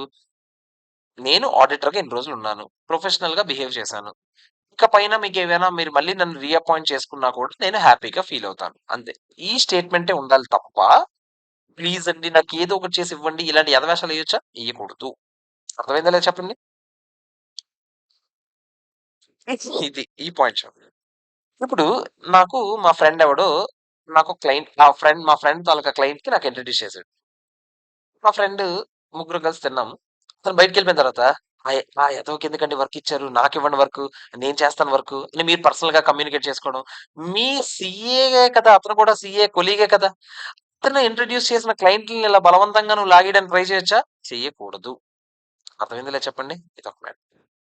తర్వాత సరే ఇంటర్వ్యూలు ఇవ్వచ్చా? పెద్ద పెద్ద మీరు వింటుంటారు కొంతమంది అధినేతలు పెద్ద పెద్ద సంస్థల అధినేతలు ఇంటర్వ్యూలు ఇస్తుంటారు. అలా ఇంటర్వ్యూలు ఇచ్చేటప్పుడు యూ షుడ్ ఎన్‌ష్యూర్ దట్ ఇంటర్వ్యూలో పబ్లిసిటీలు చేసుకోకూడదండి. ఏ పబ్లిసిటీ చేసుకోకూడదు? నేను పలానా సీఏని ఇక్కడ నాకు ఫర్మ్ ఉంది. ఆ ఫర్మ్‌లో వర్క్‌లు తీసుకురండి. ఇలాంటి ఎదవ అడ్వర్టైజ్‌మెంట్‌లు చేయొచ్చా? చేయకూడదు. నువ్వు ఎలాగో ముష్టి డబ్బా కొడతావు కదా! ఏ డబ్బా? మాకే ఈ ర్యాంకులన్నీ వచ్చాయి. ఇలాంటివేవో డబ్బాలు కొడతారు కదా! అది కొట్టుకోండి. కానీ ఇలాంటి ఫర్మ్‌కి సంబంధించినవి ఏమైనా చేయొచ్చా? చేయకూడదు. తర్వాత సార్ నాకు సిల్వర్ జూబ్లీ సెలబ్రేషన్ అవుతుంది. గోల్డెన్ సెలబ్రేషన్, ప్లాటినం సెలబ్రేషన్ ఇలాంటి సెలబ్రేషన్స్ ఏమైనా అవుతున్నాయి సార్? అలాంటివి చేయొచ్చా? ఇట్ ఈస్ నాట్ ఇలాంటివి ఏవి కూడా organised by a firm of CS. మా ఫర్మ్ నాకు సిల్వర్ జూబ్లీ చేస్తున్నారు సార్. నేను 25 ఏళ్ళు ఇక్కడే ఉన్నానని అలాంటివి చేసినప్పుడు అడ్వర్టైజ్మెంట్లు వేయొచ్చా? వేయకూడదు. However, considering the need of interpersonal socialization and relationship of the members, it may be published in newspaper or newsletter. అదే నేను మీకు చెప్పాను కదా! ఐసీఐ ఇచ్చిన న్యూస్ లెటర్స్ లో మీరు కావాలంటే పెట్టుకోవచ్చు. ఐసీఐ ఇచ్చిన జర్నల్స్ లో మీరు వేసుకోవచ్చు కావాలంటే. తర్వాత స్పాన్సరింగ్ చేయొచ్చా నేను ఎవరికైనా ఈవెంట్‌లకి వాటికి? నేను ఐపీఎల్ టీమ్ కొంటాను. ఇలాంటివేమైనా చేయొచ్చా? ఏవి చెయ్యకూడదు. కానీ ఐసీఐ పెట్టిన ఈవెంట్స్‌కి మీరు స్పాన్సర్‌షిప్ చెయ్యొచ్చు. ఎంత దరిద్రం ఐసీఐ ఈవెంట్స్ స్పాన్సర్ చేయొచ్చండి. మరి ఆళ్ళకి డబ్బులు కావాలి గదా! మీరు ఐసీఐ ఏదైనా ఈవెంట్స్ చేస్తుందనుకోండి. ఆ ఈవెంట్స్‌కి మీరు స్పాన్సర్‌షిప్ చేయొచ్చు గానీ, బయటోళ్ళు చేసే ఈవెంట్స్‌కి మీరు స్పాన్సర్‌షిప్ చేయొచ్చా? చెయ్యకూడదు. ఎటువంటి స్పాన్సర్‌షిప్‌లు చెయ్యకూడదు. అర్థమైందా? తర్వాత తర్వాత మీరు సీఎస్ఆర్ యాక్టివిటీస్ ఏమైనా చేస్తున్నారనుకోండి. అది ఏదైనా సమ్ ఏదైనా హాస్పిటల్ లాంటివి కడుతున్నారు. ఏదైనా ఫ్రీ ఎడ్యుకేషన్ ఇస్తున్నారు. ఇలాంటివి ఏమైనా చేసినా కూడా మీ పేరు ముందు సీఏ అని ఏసుకోండి గానీ, మీ ఫర్మ్ పేరు సీఏ లోగో కూడా ఏసుకోకూడదండి. ఇక్కడ చూసారా? ఇందాకలంతా లోగోలైనా ఏసుకోవడానికి ఛాన్స్ ఇచ్చేవారు. ఇక్కడ ఫర్మ్ పేరు సీఏ లోగో కూడా ఏసుకోకూడదంట. అర్థమైందా? సీఎస్ఆర్ యాక్టివిటీస్ లాంటివి సీఎస్ఆర్ అంటే కార్పొరేట్ సోషల్ రెస్పాన్సిబిలిటీ యాక్టివిటీస్ చేశారు. ఓకే. నెక్స్ట్ టీచింగ్ చేస్తున్నారు మీరు. నాలాంటోడి కోసం. టీచింగ్ ఏమైనా చేస్తున్నారనుకోండి మీరు ఒకవేళ. టీచింగ్ చేసేటప్పుడు మీరు హోర్డింగ్‌లు, బ్యానర్‌లు పెట్టుకోవచ్చా సార్ అంటే ఊరంతా హోర్డింగ్‌లు ఎట్టకూడదండి. మీ ఇన్‌స్టిట్యూట్ ఎక్కడైతే ఉందో ఇన్‌స్టిట్యూట్ బయట కావాలంటే హోర్డింగ్ పెట్టుకోవచ్చు. ఆ హోర్డింగ్‌లో కూడా మీరేమని రాయొచ్చు, నేను ఏ సబ్జెక్టులు చెప్తాను, టీచ్ చేస్తాను దాని గురించి రాయొచ్చే తప్ప, మీరు మొత్తం డబ్బా కొట్టుకొని నేను ఎవడినో తెలుసా మొత్తం రాసుకోవచ్చా మీరు ఆ బోర్డుల ముందు? రాసుకోకూడదు. అర్థమైందా? అది matter.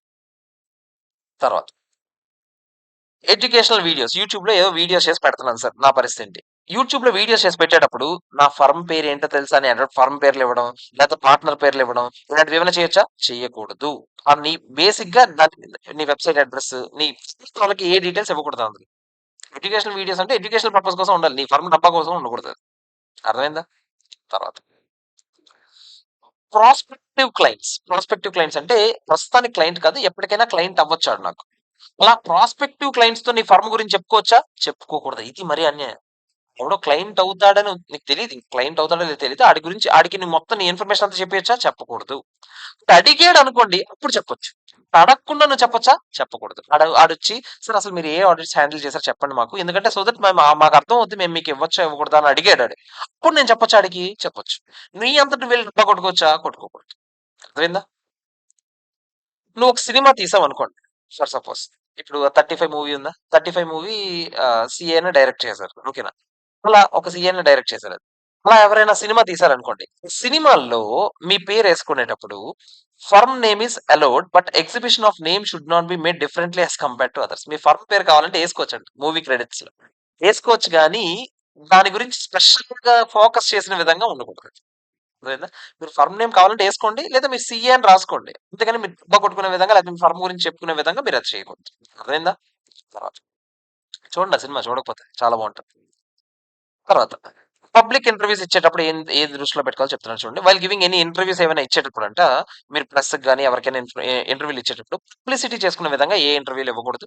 Due care should be taken to ensure that such interviews about the members are not given in a manner highlighting the profession. అదే మీది గురించి మీరు డబ్బాలు కొట్టుకునే విధంగా ఏ ఇంటర్వ్యూలు కూడా ఇవ్వకూడదు. అర్థమైందా లేదా చెప్పండి? సో, మీరు పబ్లిక్ ఇంటర్వ్యూస్ ఇచ్చేటప్పుడు జాగ్రత్తగా జస్ట్ మిమ్మల్ని ఇంటర్వ్యూ చేద్దాం అనుకుంటున్నారు. ఓకే. చేయండి. నేను క్లియర్‌గా ఇంటర్వ్యూలో నేను సాధించిన ఘనతలేంటి? ఘనతలంటే నేను చిన్నప్పటి నుంచి నేను ఎన్ని స్ట్రగల్స్ ఫేస్ చేశాను. ఇలాంటివన్నీ చెప్పుకోవచ్చు గానీ, నేను ఏ ఆడిట్‌లు సాధించానో తెలుసా? ఇలాంటివి చెప్పొచ్చా? చెప్పకూడదు. అది మ్యాటర్. అర్థమైందా? సో, ఇన్ని రకాల కండిషన్స్ ఉన్నాయి. చూడండి. చాలా ఇంట్రెస్టింగ్ పాయింట్స్ ఇవన్నీ. ఓకేనా? ఇవన్నీ కూడా మీరు దృష్టిలో పెట్టుకొని, ఇప్పుడు మీరు దాన్ని బట్టి మీ అడ్వర్టైజ్‌మెంట్ అదే ఈ ఈ ఈ పలానా వాటి ద్వారా కూడా మీరేవి ప్రొహిబిటెడ్ అని చెప్పానో అవేవి కూడా మీరు చెయ్యకూడదు. అర్థమైందా లేదా చెప్పండి? సో, ఇది. సో, ఇంతే. ఈ రోజుకి 6 క్లాజెస్ మనం నేర్చుకున్నాం. రేపు మిగతా క్లాజెస్ అన్ని చిన్నవే. ఈ సిక్స్త్ క్లాజ్, సెవెంత్ క్లాజ్ కొంచెం పెద్దది. మిగతా క్లాజెస్ అన్ని బానే ఉంటాయి. సో, రేపు ఫస్ట్ షెడ్యూల్ అయిపోద్ది మనకి. రేపు ఫస్ట్ షెడ్యూల్‌లో పార్ట్ 2, 3, 4 3 అయిపోతాయి సార్? అయిపోతాయి. పార్ట్ 2, 3, 4 అయిపోతాయి. రేపటికి అయిపోతాయి.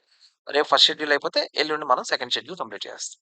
ఓకేనా? మెల్లమెల్లగా స్లోగా మెల్లమెల్లగా ఇంక్రీజ్ చేద్దాం స్పీడ్. ఓకే. ఇది మీకు ఓకే కదా ఈరోజుది? ఓకే. ఎవరికైనా ఏదైనా డౌట్స్ ఉన్నా నాకు రైజ్ చేయండి. ఓకేనా? Okay friends. Bye. Have a nice day. Bye bye. Classes గురించి కావాలనుకుంటే మీకు చెప్పాను కదా! కాంటాక్ట్స్ వాటికి కాల్ చేయండి. ఓకే.